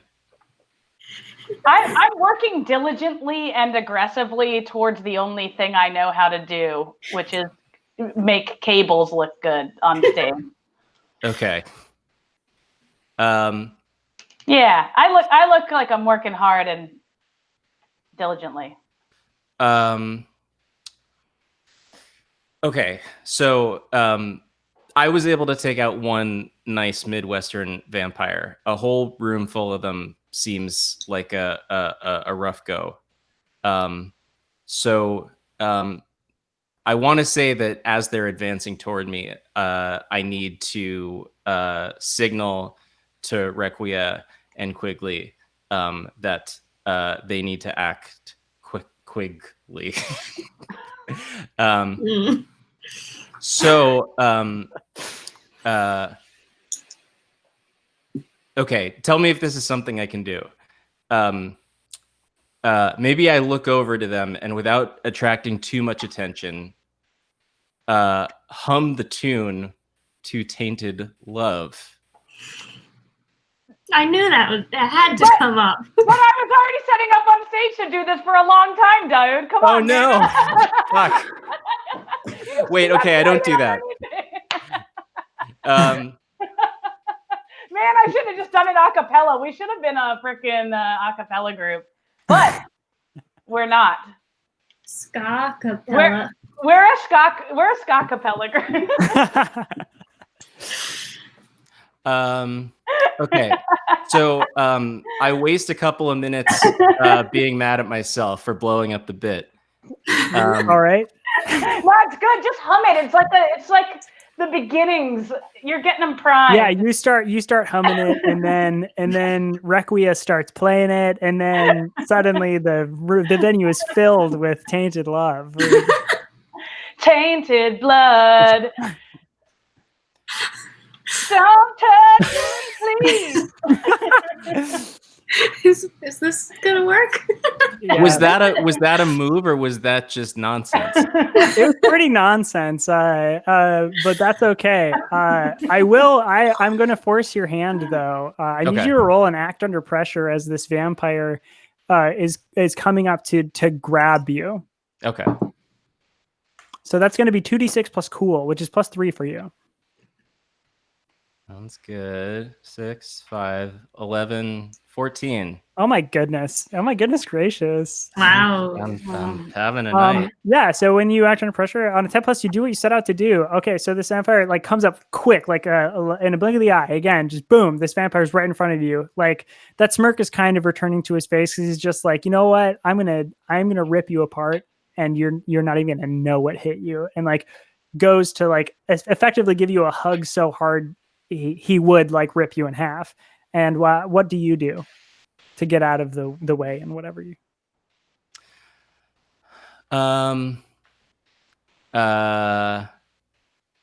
I say, I lied. Your hair looks stupid. Does that do anything? Wow, that's if you do that with an accompanied like getting out of the way, absolutely. Okay, great. Stays exactly where he is, but just insults the hair. Shit, yeah. So you duck and dip out of the way, and you're like, "I lied. Your hair looks stupid." And this, you have not seen this vampire more mad than in this moment. Stankhound, what are you up to? Where am I in proximity to? You're just like about 15 feet away. Like the vampire and Rob Thomas are between you and Requia and Quigley. They're like up on the stage. So like you're all sort of just in line with each other. But you're like a ways away. And then behind you, like kind of like back to your left and back to your right, two of the other vampires are starting to converge on your spot.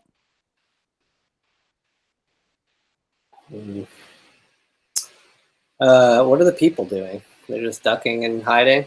Yeah, a lot of the people are ducking and hiding, like shaking and crying, pretty panicked, but afraid to like leave because like the other people who tried to, rise up and had their stakes and everything, they were sort of just like ripped apart. And yeah, that was my bad.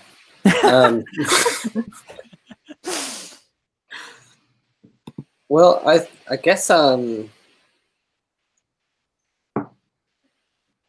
might. How the vampires from the front door? They're approaching me. Yes. They like within a. What's the range? I had 2 guns that I wanted to use. They're far. Yeah, I would say that they are they're like far still a little. Well, then how about I pull out my hunting rifle and try to shoot one of them? Yeah, absolutely. Yeah, so you pull out your hunting rifle and let's roll a kick some ass then. So it's gonna be 2d6 plus tough, which for you, your tough is +2. I got 7 plus 2. 7 plus 2. So on a 7 to 9 with kick some ass. Wrong way.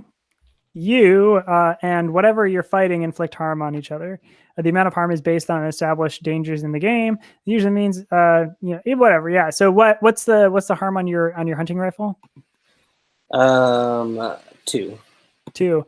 Okay, yeah. So you rear back, you pull out your hunting rifle and you like pick off like one of the vampires. And this bullet like nails the vampire like with enough force that it's like knocking the vampire kind of back into the wall. But then you see the bullet like just fall to the ground. It has not like pierced the skin, but you rocked like this vampire, and she, just to give you a little bit of a, she has this shoulder length silver hair, sunglasses, is wearing a suit jacket, and looks the most professional out of any of these vampires. And she's like a pale white as well, just like the one that was giving the original speech on the stage.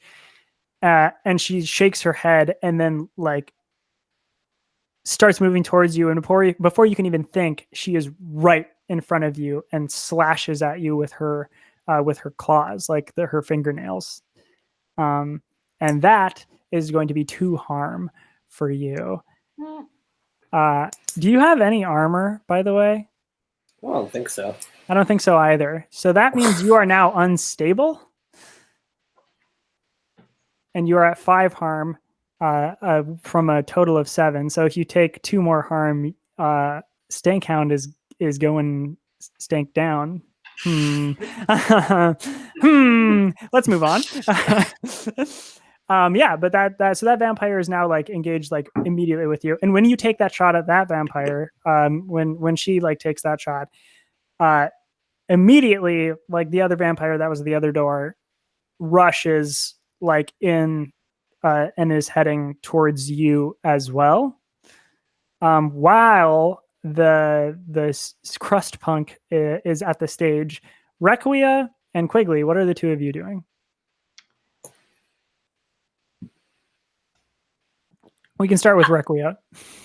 I feel like I should be trying to cure my haggard friend over here a little bit. Yeah, you can do that. I'm gonna try to heal my friend. I bring him another Jack and Coke and put it to his lips and trickle it in and hope that does the old trick. It's a magic Jack and Coke though. And this is for Stank Hound. This is for Stank Hound, yes. Who is currently engaged in combat with a vampire. Oh, I'm sorry. I didn't understand that's what was happening. Maybe I should kill this vampire first. That's okay. Well, you can heal Stank Hound for sure. And you can do it from, it's a magic, so you can do it from or however you want. I mean, it could even be, I like the idea of it being like a drink where you just like rush in and you're like, here. I'm like, here, I have it in a water bottle. I like squirt it all over like his face a little bit, but also like down the hatch. So roll me weird. So 2d6 plus weird. And for you, I believe your weird is +2. All right, 2d6. 2d6 plus 2. I have 7 plus 2, 9. So 9. On a 7 and 9, your effect works imperfectly.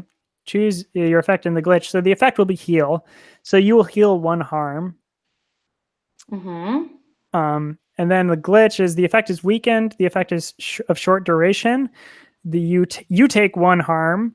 The magic draws immediate unwelcome attention, or it has a problematic side effect. I'll take the side effect if I get to choose. I don't know what it is, but Oh yeah, sure, you can choose. I don't know what the side effect is, but I'll take a problematic side effect. Oh, I see what you're saying. Yes. Okay, yeah. So they take the water, but you rush off stage and you get to Stankhound and you toss this healing potion thing all over. And Stankhound, you can heal 1 harm.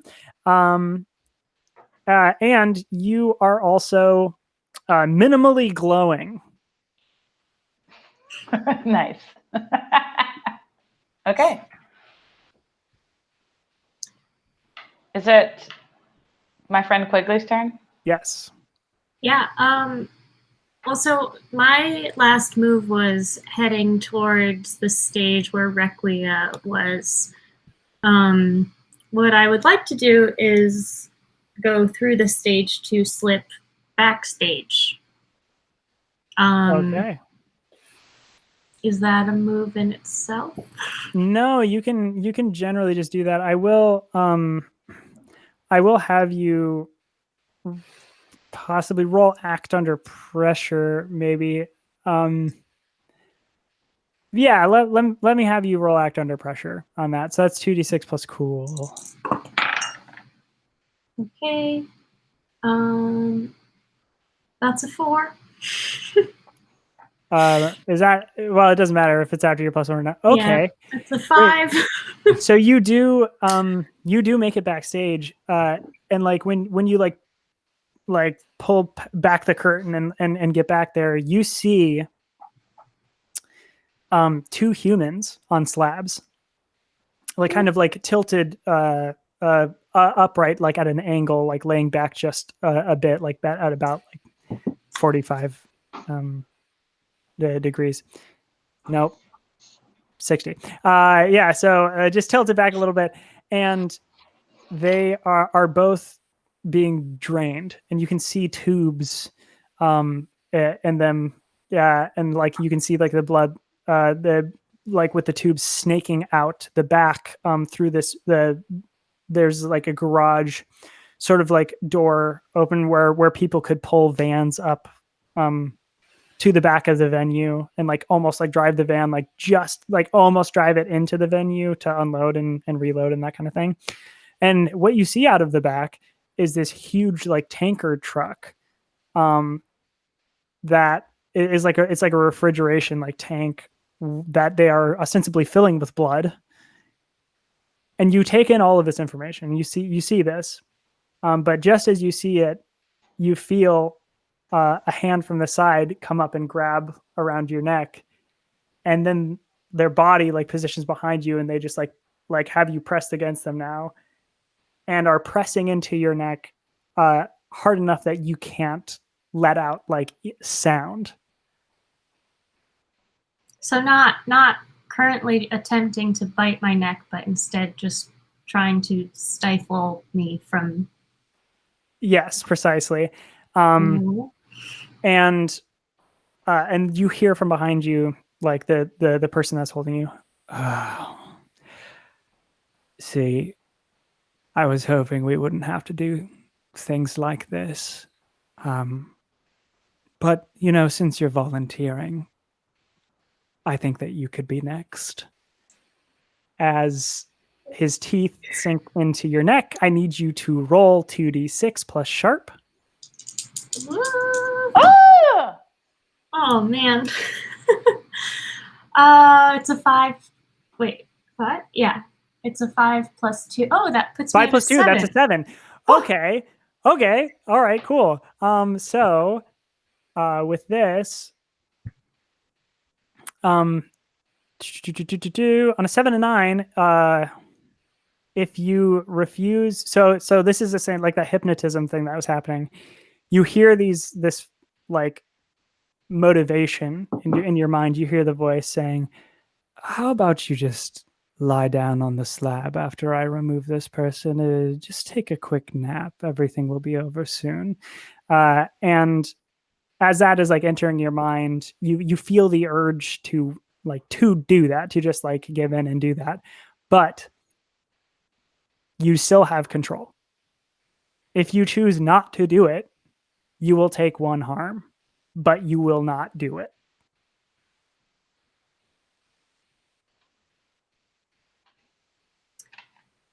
What the people who are against the slabs, they're like literally just, they're not like being restrained at all. Correct. Okay. But also I probably couldn't be like, I go lay against the slab, but also maintain all of my mental faculties and can burst out of there whenever I want. You can do that. I mean, I think that would be genius. Like, I think that's a great idea to like to like you take the 1 harm. You would take the 1 harm to like remain present like in your mind, but like moving forward as though the hypnotism had worked. I think that's great. Okay, I would like to do that. Great, cool. So I'll take 1 harm. That's awesome. Yeah, I love that. So you start moving forward. The vampire immediately begins to release the grip on you now that like he's sure that he has you under his thrall, and he glides forward ahead of you, and like with like just a tip to the side, one of the bodies just falls off of the slab, and the tubes are like taken out. And then the other one, who is now like unconscious just from like blood loss, but like is still notably alive. The vampire comes over and takes that one out and just doesn't care, kind of just shoves that one off, and like it hits the floor too. But you can tell that one of them has been drained of all of their blood, and the other one has been drained of a bit of their blood. Which you can surmise, like from what they said at the beginning, is everyone is being drained, but half of the people are being drained of everything, and the other half are being drained just enough to keep them alive still. So he guides you to the slab, and he lays you down on it, and he goes down to start grabbing the tubes from the previous body. I want to go back into the main room here. So Rob Thomas, this vampire again is like right in front of you. You're locked in combat with this this crust punk, and he's just tired of it, and he just like flicks his hands out to both sides, and claws like grow out of the ends of his fingers, and he puts his hands into his mouth and like just rips the veneers out so you can fully see like the fangs of his teeth. Wow. And he like points at you and says, "I've had enough of you. I'm going to drain you slowly." And rushes towards you. Okay. Act under pressure. 2d6 plus 3. Okay.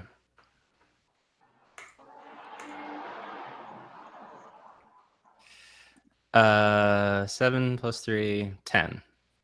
Okay. What do you do to get out of this?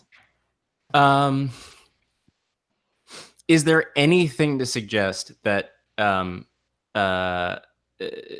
that I could stop or slow him down even with my, let's say, with my most powerful weapon, which I think is a shotgun? Yeah, I mean, like they can take harm from guns. They just like have some natural armor, like of their skin has like natural armor. I will say you are still holding a stake. That's right. So, do I still have the safe space policy? Yeah, of course. Okay. So, what I'd like to try to do is hold up the safe space policy and start lecturing him again, and just hold the stake behind it and see if I can get him to run fast enough that he runs into the stake. Oh my gosh. Can you just for the sake of like, so absolutely roll I want you to roll kick some ass but with advantage. So roll 3d6 but like take the 2 highest numbers and add +1 from your tough. Okay. Roll 3. Whoa. Okay. Yeah, 3d6 and just take the 2 highest numbers. Okay. 5 and a 6. Yeah, okay, that'll do it. Yeah. Exactly what you do have. It's like you're holding up to lecture again and he's rushing towards you and he goes, "You've got to be kidding me.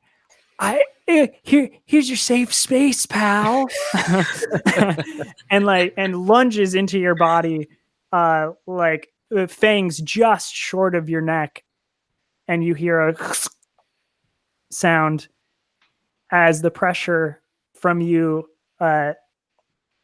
pressing this stake into this vampire's body immediately explodes it into dust. Upon seeing this, the 2 vampires that were still at their posts are now rushing Stankhound. Stankhound, what would you like to do?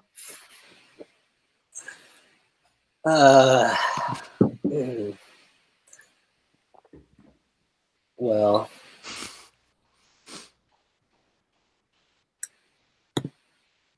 I guess probably want to get out of the way.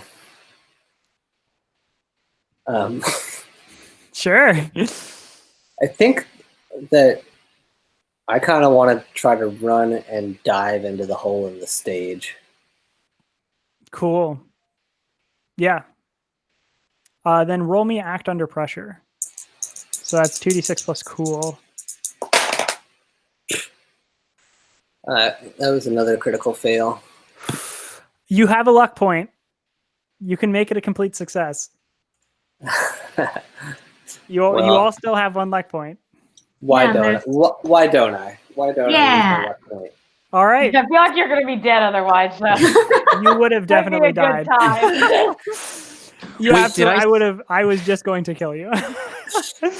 Did I spend my my floating +1? Did I help? Yeah. The floating +1 was used. That's right. It was, but the it was luck very point helpful. is different.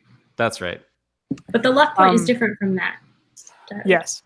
Right. So Stankhound, tell me what you do. Both these vampires are rushing towards you, and you kick it. You bolt for the stage hole. I'm gonna bolt for the stage hole. You know, kind of try to dive into it, grab some stakes. Doing the stanky leg. The stakey leg.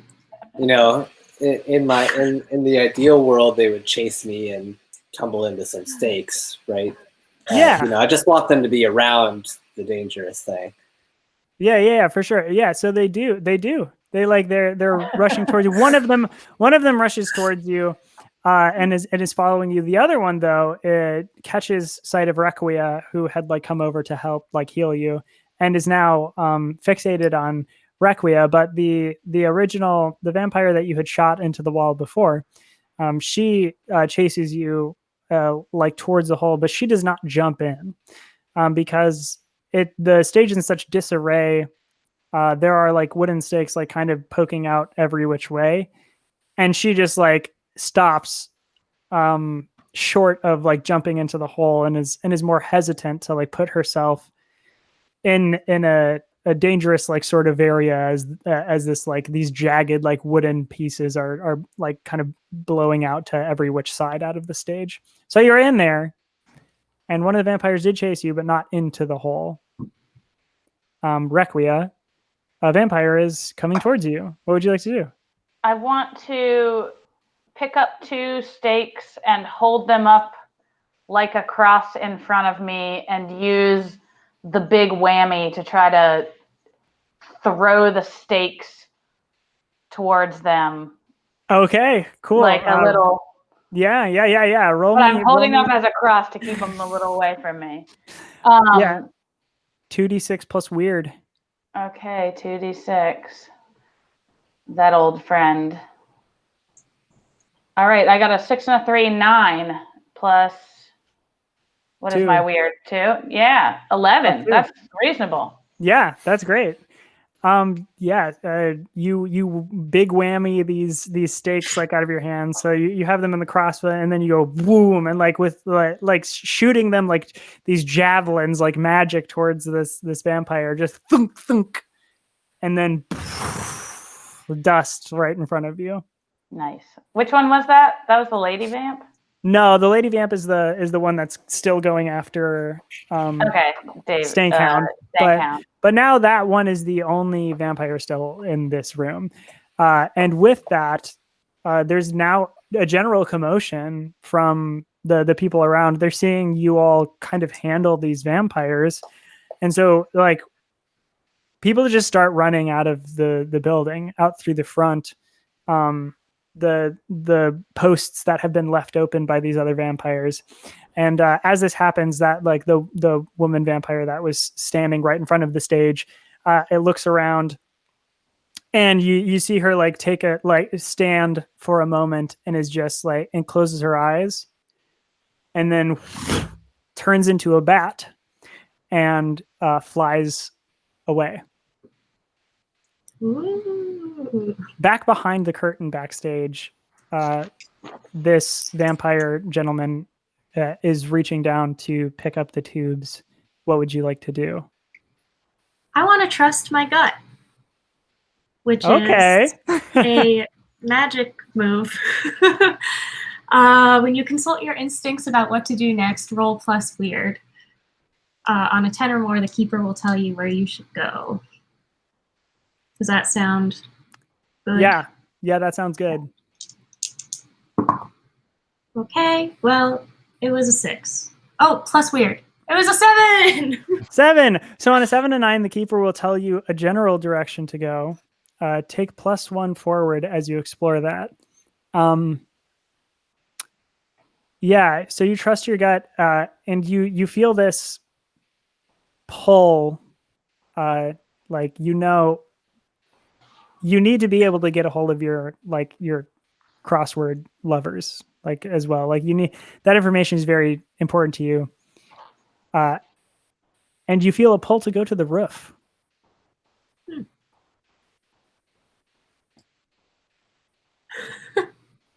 I feel like the only way I'm going to get out of this is by fighting this vamp, which is not a skill that I'm good at. Let's see here. Yeah. Hey, you didn't use your luck yet, Katie. Oh yeah, you did, didn't you? No, I used the floating point. Oh. Floating. Yeah, so there is still the luck. I say. All right. Well, okay. I'll roll kick some ass. Okay. Yeah. You're catching this vampire off guard. I'm gonna give you advantage. So roll 3d6, and add your tough. Okay. I also want. Which your tough is -1. Yeah. This vampire is like kneeling down, right? Yes. Okay. I want to use my garrote to try to. We actually had a debate about this earlier. Can you use that to slice someone's head off, or is it just strangulation? I would say it's strangulation, and unless you're doing like a seesaw kind of motion. I think if you really went for it, you could definitely. It's like it's supposed to be fine, like piano wire or a line or something. So, okay. Well, I mean, if you will, let me see what the roll. We'll see. Oh, okay. That is a 10 -1. Oh wait, but I get to roll advantage too. Okay. Okay, still a 10 -1, which is a 9. Okay, on a 7 plus, you and whatever you're fighting inflict harm on each other. So, yeah, what is your garrote is 4 harm? 3 harm. 3 harm. Okay, it's 3 harm. Yeah, so you you quickly pounce on the back of this vampire who's bent over, and you just pull your garrote over around, and you start like strangling and maybe getting a little bit of a seesaw motion in there. As he like quickly begins struggling. And for a vampire, it's not about like, oh no, I'm gonna get strangled because I breathe and that's really important to me. And no, it's moreover like, oh, this could put me in a situation where you can cut my head off, and that is a way to kill me. That's what I thought. Yeah. So this vampire immediately like starts like, as soon as you get on around his neck, he flips to the side and he's like begins trying to like bash you against the wall. So take 3 harm. Oh.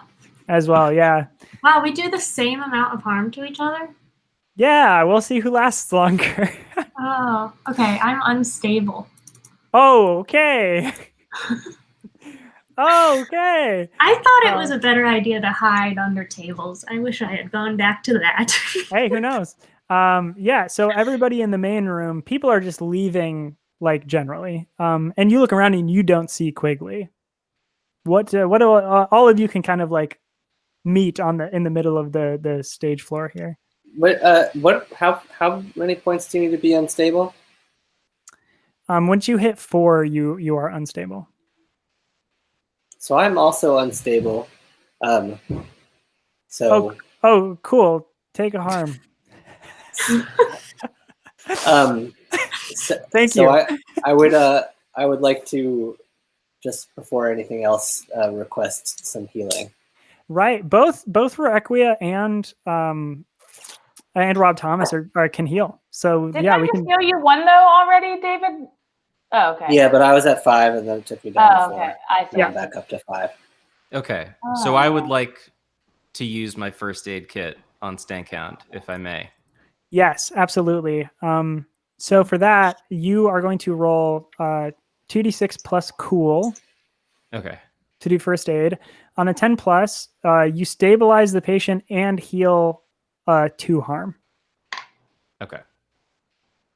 So even if you were at 5 harm or 6 harm, for example, if you healed 2 and stabilized, you would be stabilized at 4 harm. That's like how that would work. But so Okay. 2d6 plus cool. What'd you get? Cool is 3, 11, 14. Jeepers. I don't know. Great rolls. Take it up with Google. You have an MD That in was using a great first at this aid game. kit. Yeah, wowee. All right. So yeah, you stabilize and you heal for 2 harm. So you're back down to what are you at right now, David? I was at 5, so I'm down to 3. You're down to 3, and then Requia can do a heal as well, which is just weird. So 2d6 plus weird. You're using magic to heal. Great. Let's do it. Where's my dice though? Good question. Let's take Here it they up are. with Got whatever it. you're using. A.tl.info. All right. Throw. You know I got 4 plus weird. That's 6. Okay. How is it that you always roll 4? And not other failing rolls, just 4s. Always just 4. 2, 2. Look, take it up with this third-party app, man. Yeah. So Get on GitHub and write bad reviews. Yeah. you attempt to heal Stankhound in front of you, and like as you are attempting this heal with like your magic, like something like just doesn't feel right. It's like your magic is being blocked from being able to be used on Stankhound. And in fact, it's like being turned back against you, and you take 2 harm. And okay, from the chaos and the disarray of people leaving, it's almost just you 3 here. But there is now a 4th person who was also wearing a jacket with a hood pulled over, who has been here the whole time, but is now standing and has their hand reached out and their palm is glowing, and they bring their hand back down, seemingly after doing what they had just done to stop your magic. And then this person pulls their hood back and says, "Oh, I heard you were coming to town. No one double crosses me and gets away with it. And Stankhound, you would recognize this immediately as Scalpo. Oh yeah, I know Scalpo's voice.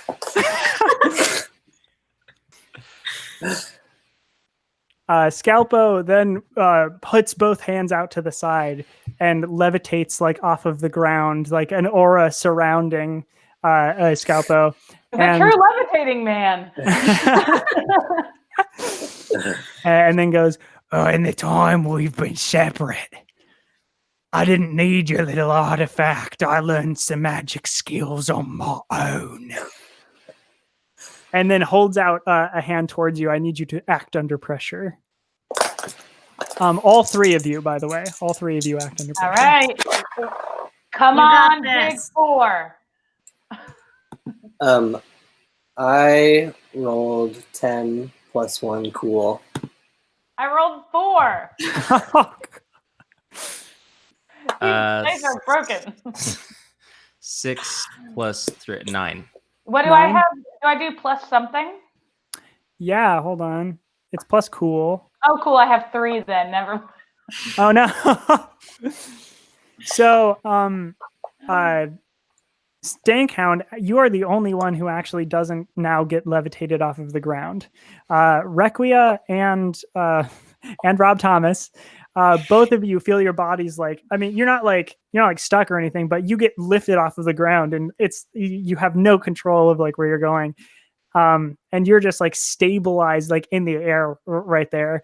And Scalpo goes, all right, I want you or I squeeze the life out of these two.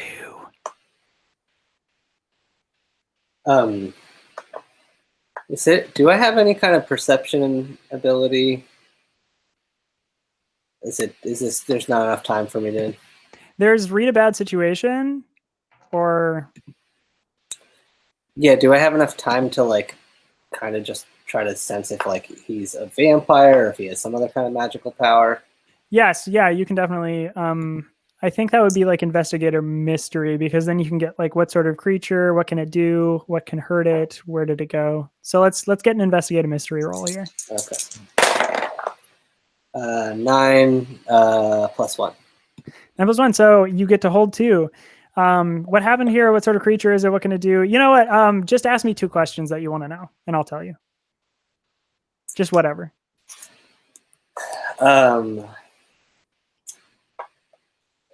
What is Scalpo's weakness? Oh, okay. Yeah. I mean, like Scalpo is just a human, so Scalpo's weakness is human weaknesses. Absolutely. There's no armor, no magical resistance or anything like that. That you can tell. Okay. I have another question that I can ask. Yes. About anything? Oh, well, about Scalpo. About Scalpo.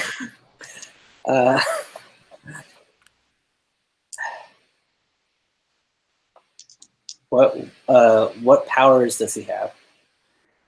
Okay, yeah, he just like has general like magic powers. So effectively, like on my end, I'll be using the same sort of use magic stuff that everyone else has. So like generally, Scalpo can do almost like anything for a short duration of time. Like just like very powerful. Okay. So can I still attack? Yes. How far is he? He's about like 10 feet in front of you. That's close, right? That is close, yes. Well, then I just want to fucking shoot him with my shotgun. Okay, cool. Nice. Yeah, so roll kick some ass. 2d6 plus tough. I have 8 plus 2. Nice. 10. That'll Okay. do it. On a 10 plus, choose an extra effect. You can gain the advantage, take +1 forward, or give +1 forward to another hunter. You inflict terrible harm, +1 harm. You suffer less harm, -1 harm, or you force them where you want them. I want to do +1 harm. Great. And Great. I want to, yeah, what happens? Yeah, so you like there's it's just after that moment of like, I want you, like, you, or I squeeze the life out of them. And immediately you just like sit there for a second and you just whip out your shotgun and boom, like blast him. And he falls to the ground, like blasted backwards. The Requia and Rob Thomas like are dropped to the ground. But as he is flying backwards, he reaches out his hand again and grabs you and pulls you with him. So you get dragged and like skidded across the ground for 1 harm. As the two of you land like off just a little ways away from Requia and Rob Thomas, Scalpo gets back up and goes, "Oh, a gunshot. Why didn't I see that coming?" I've worked with you before. Of course. You never were the brightest bulb, Scalpo. Well, you're pretty bright. I mean, you're literally glowing right now for some reason.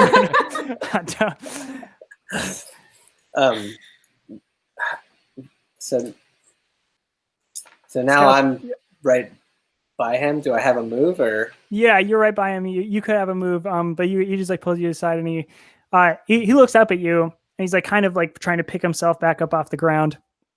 And he goes, "All right, fine. You never trusted me with power. Finish what you started, mate. Do it."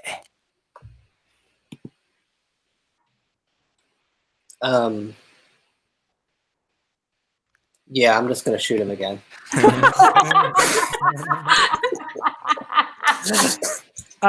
Backstage, Quigley, you are being thrown about the room. What would you like to do? Oh, can I read a bad situation? Yes. Okay, I would like to do that. 2d6 plus sharp. Okay. I swear. If you rolled good, I'm happy for you. I got 2 6s. There we Plus go. 2 for sharp. Okay, so you get to hold 3. So you can ask, what's my best way in? What's my best way out? Are there any dangers we haven't noticed? What's the biggest threat? What's most vulnerable to me? And what's the best way to protect the victims? What's the way out? So the best way out. So there is that opened, like basically garage door that's back there where you can see that tanker truck. Right now, like if you were able to like kick off of the vampire dude, you could probably like scurry out of that fairly quickly.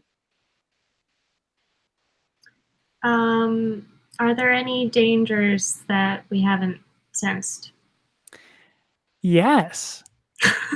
There is a bat in the room with you that has begun like flying about, and not only that, but the truck appears to be running, and you hear like music playing from inside of the cab of the truck up front. And if you remember correctly, you've sort of accounted for everybody that you had seen, all the vampires you had seen. But there is also one driving the truck. So right now, you have the vampire you are currently garroting, this bat that has just flown into the room, and the vampire that is driving the truck. Okay. Could you read the questions again? Absolutely. What's the best way in? What's the best way out? Are there any dangers we haven't noticed? What's the biggest threat? What's the most vulnerable to me? And what's the best way to protect the victims?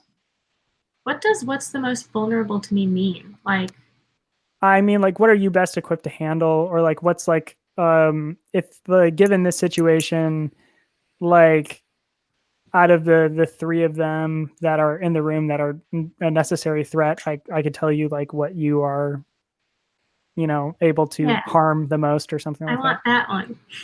Okay, yeah. If you strike the bat before, if you get like a hit off on the bat before it transforms, you like it's way more vulnerable in its bat form. I would like to. Well, I'm probably still garroting this vamp, huh? You can. Tell me what you want to do, and we'll discuss. Well, I was going to just swing the garrote and hope to hit the bat out of the air with one end. Okay. I could just use my revolver, I guess. I could just shoot it. You could just shoot it. What would Stanky do, man? Yeah, I'm gonna try to shoot a bat. roll kick some ass then. My best move. Your best move. Okay. That would be it's a 7 minus 1. 6. Right? Can I use my luck? I'm going to use my luck. You can. You can definitely use your luck. Absolutely. So that makes it a complete success. Yay. Yeah, so you pull out your revolver and like you're kind of like still trying to garrote this like and it's an incredible shot. I mean, something Quigley would never ever think possible. And just boom, like as you are kind of being tossed around, just boom, and like this bat just gets blown out of the sky, like just and like it's done for. And when that happens, the vampire you're garroting like actually like sees the bat like fall in pieces around the room and goes, "No, what? No." And starts like is kind of done with you for the moment, is moving over and like looking at the bat like on the ground. What would you like to do? I would like to. Do I have a sense of whether I could would still have like cell service outside the venue, even if not on the roof? You would have to get a little ways away. Okay. Yeah, I'm gonna try to run up to the roof. Okay, yeah. I mean, like you get out based off of like the complete success of you like blowing that bat out of the sky. You bound off of off of this vampire as like seemingly he's like mourning whatever like that just was. You rush out and like you catch a glimpse of the vampire inside of the cab of the truck. It's like faced away from you. You catch a glimpse just like just from the side, like peering into the window. And just for like figuring out absolutely it's a vampire, when you look in the mirror where there should be a reflection, there is not. And just to your left, as you exit outside of this garage door, there is an implanted ladder up the side of the building. That does like it has. It's like up a little ways, so you would have to like jump to get to it. Like a really good, like a solid jump, you'd have to. But you can get up there and get up onto the roof. Okay, I would like to do that. All right, cool. Then roll me act under pressure.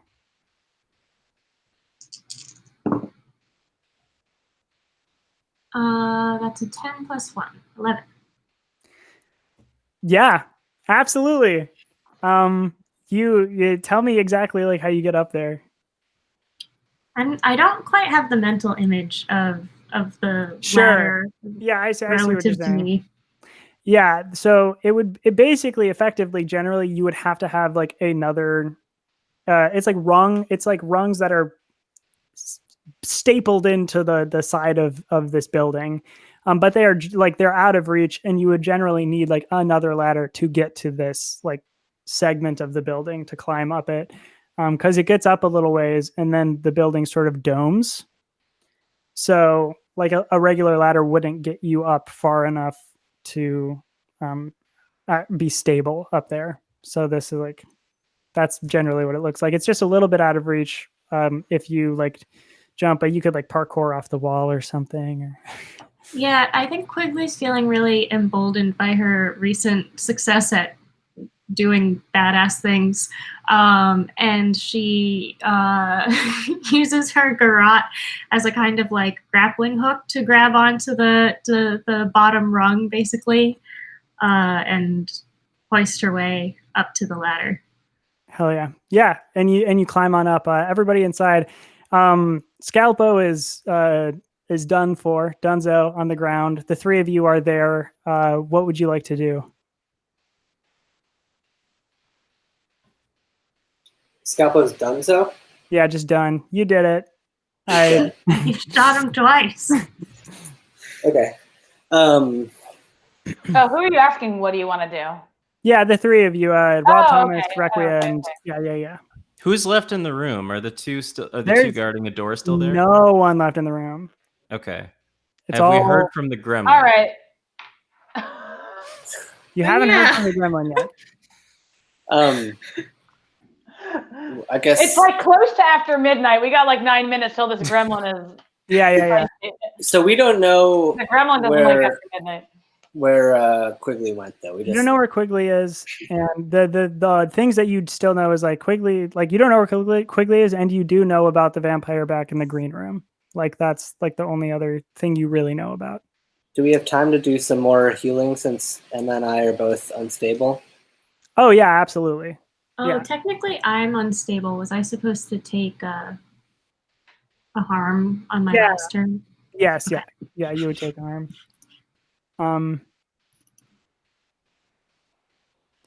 But yeah, we can do healing really quick. I mean, like if we want to just like everybody get like 2, like the 3 of you, each of you can get 2. And Great. if that stabilizes you, it does. If it doesn't, it doesn't. It does. Yeah. Cool. And Rob Thomas hasn't taken any. Have you taken damage? I have 2 harm. You're All all right, good. so then you can heal those 2 harm. Okay. Okay. But Well- what has Rob Thomas of Matchbox 20 incurred? What damage does he have? Rob Thomas of Matchbox 20 has taken damage every single day with every phone call that he makes to Santana to say goodnight. Wow. Keeps doing it too. He's doing it. Well, It's worth it. So we should probably go see what's up with Quigley, right? We should run back and Yeah, investigate. let's walk towards the let's run towards the green room and see if, like what's going on back there and try You to wanna find go- this other guy. Yeah, do you want to go backstage or do you want to go to the green room? Oh, okay. I thought those were the same thing. Yeah, they're kind of separate. Backstage, yeah. Yeah, so the three of you head backstage, and you see like the room is kind of like bathed in this like horrid aura, and you immediately see this vampire like levitating off of the ground, like wind kind of wishing side to side around him. You see like the bodies and the slabs and the truck and the tankard and everything. You see with all this commotion, like one of the door opens on the truck, and the vampire that was driving the truck like starts moving in to see the commotion and what's going on there, and then that vampire looks at all of you and goes, "Well, I didn't know today was going to be like this. I didn't know today I would be doing the killing myself." And all 3 of you need to roll act under pressure. All right.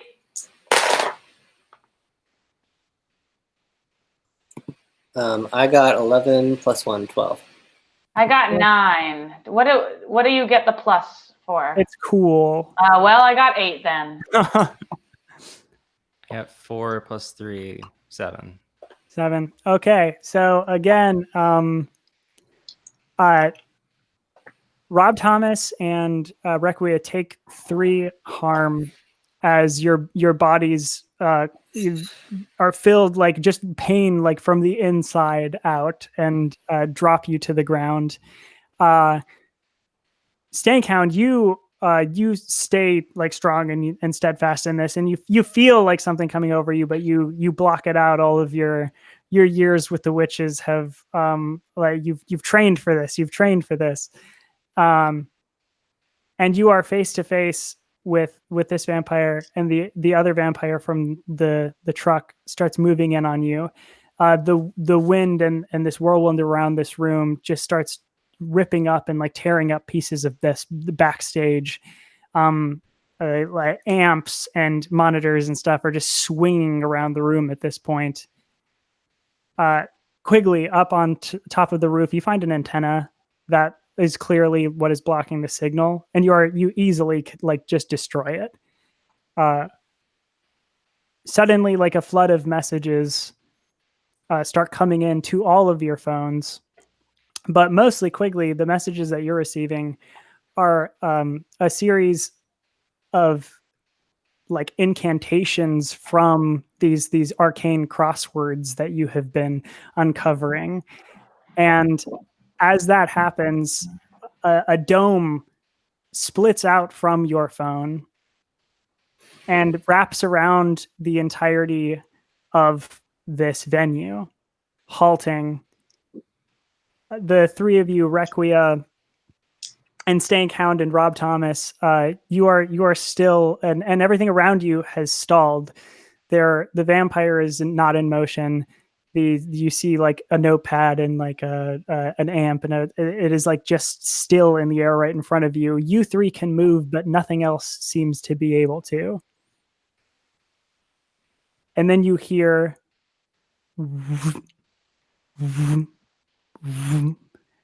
as from the back through that garage door that the tankard is out, witches start to phase through this force field and look around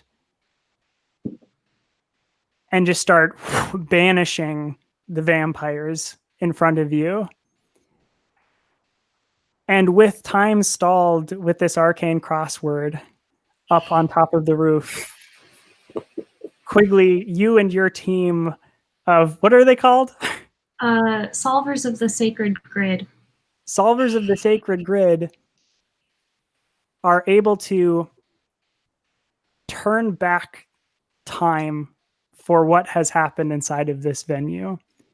The people who have left, they do not recover or anything. They will still remember this day for the rest of their lives, exactly how it happened. But for everyone inside of the venue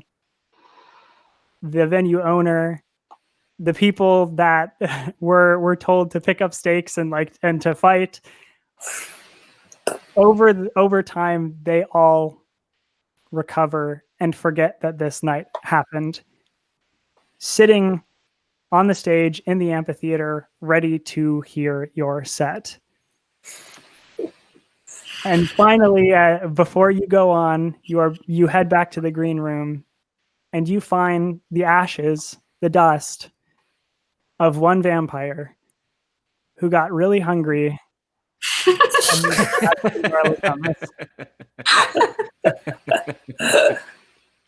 I'm really glad I spent all that time getting all the equipment set up. Those cables are artfully coiled. And that's where we're gonna end. Woo-hoo! So thank you, Bad Moves. Thank you so much. And that's why Bad Moves always puts garlic hummus on their rider. And why you should too. It's tradition. Great. Well, cool. Thank you very much. This was a lot of fun. That was so great. Yeah. Again, this is going to be on YouTube, on the QueueTimes main YouTube channel, a week or so after right now. So it will be on there, shareable. People can check that out. Check out Pink Shift's session that we did. That was a lot of fun too. That one was werewolves. This one's vampires, but it's all, we're trying to, it's spooky. It's the scary month. It's the scary month. It's like there's a different monster each week that you do this. I don't know why you would say that. Just kind of these poetic phrases come to mind. Yeah, I don't know what that means. I don't know. Do we have a Rob Thomas quote that would go along with that? Listen, I could change my life to better suit your mood. With that, I'm going to say I'm William. You can find me on Twitter and Instagram at kwilliamwhite. I'm also on the band Glass Beach. Check that stuff out. We're on Twitter and Instagram at Glass Beach Band. There something I've been into recently. Bartiz Strange just released an album that I adore, so check that out. And let's go to Emma for this outro and stuff. Just everybody, we can say goodbye. Yeah, see y'all. This was so fun. I respect. Love to all y'all. Cool. David. This was so much fun. Thanks for having us. I'm going to do a shout out to the Goodbye Party, whose album just came out right now. Yeah! That's right. It dropped at midnight. For The Gremlin returned with the new Goodbye Party album also. And then Katie? Yeah, this was awesome. Thanks so much, William, and QueueTimes for having us. If you liked the songs that happened before and in the middle of this show, you can find us more. Find us more. Find us more. Yeah, we're at badmoves.bandcamp.com and Twitter. Bad Moves DC. Yeah, it's also below me. It says at Bad Moves DC. So. Oh, nice. All right, Daoud. I'm Daoud. I had a lot of fun. I had never done this before. I have really enjoyed recently playing the game Slay the Spire, which I thought this would be like. And Rob Thomas seems like a perfectly nice guy. Yeah, nothing against Rob Thomas. Yes, that Rob Thomas. That Rob Thomas. All right, cool. Well, thank you, everybody. Have a good night. Thank you, Yeah. William. Thank you. Bye.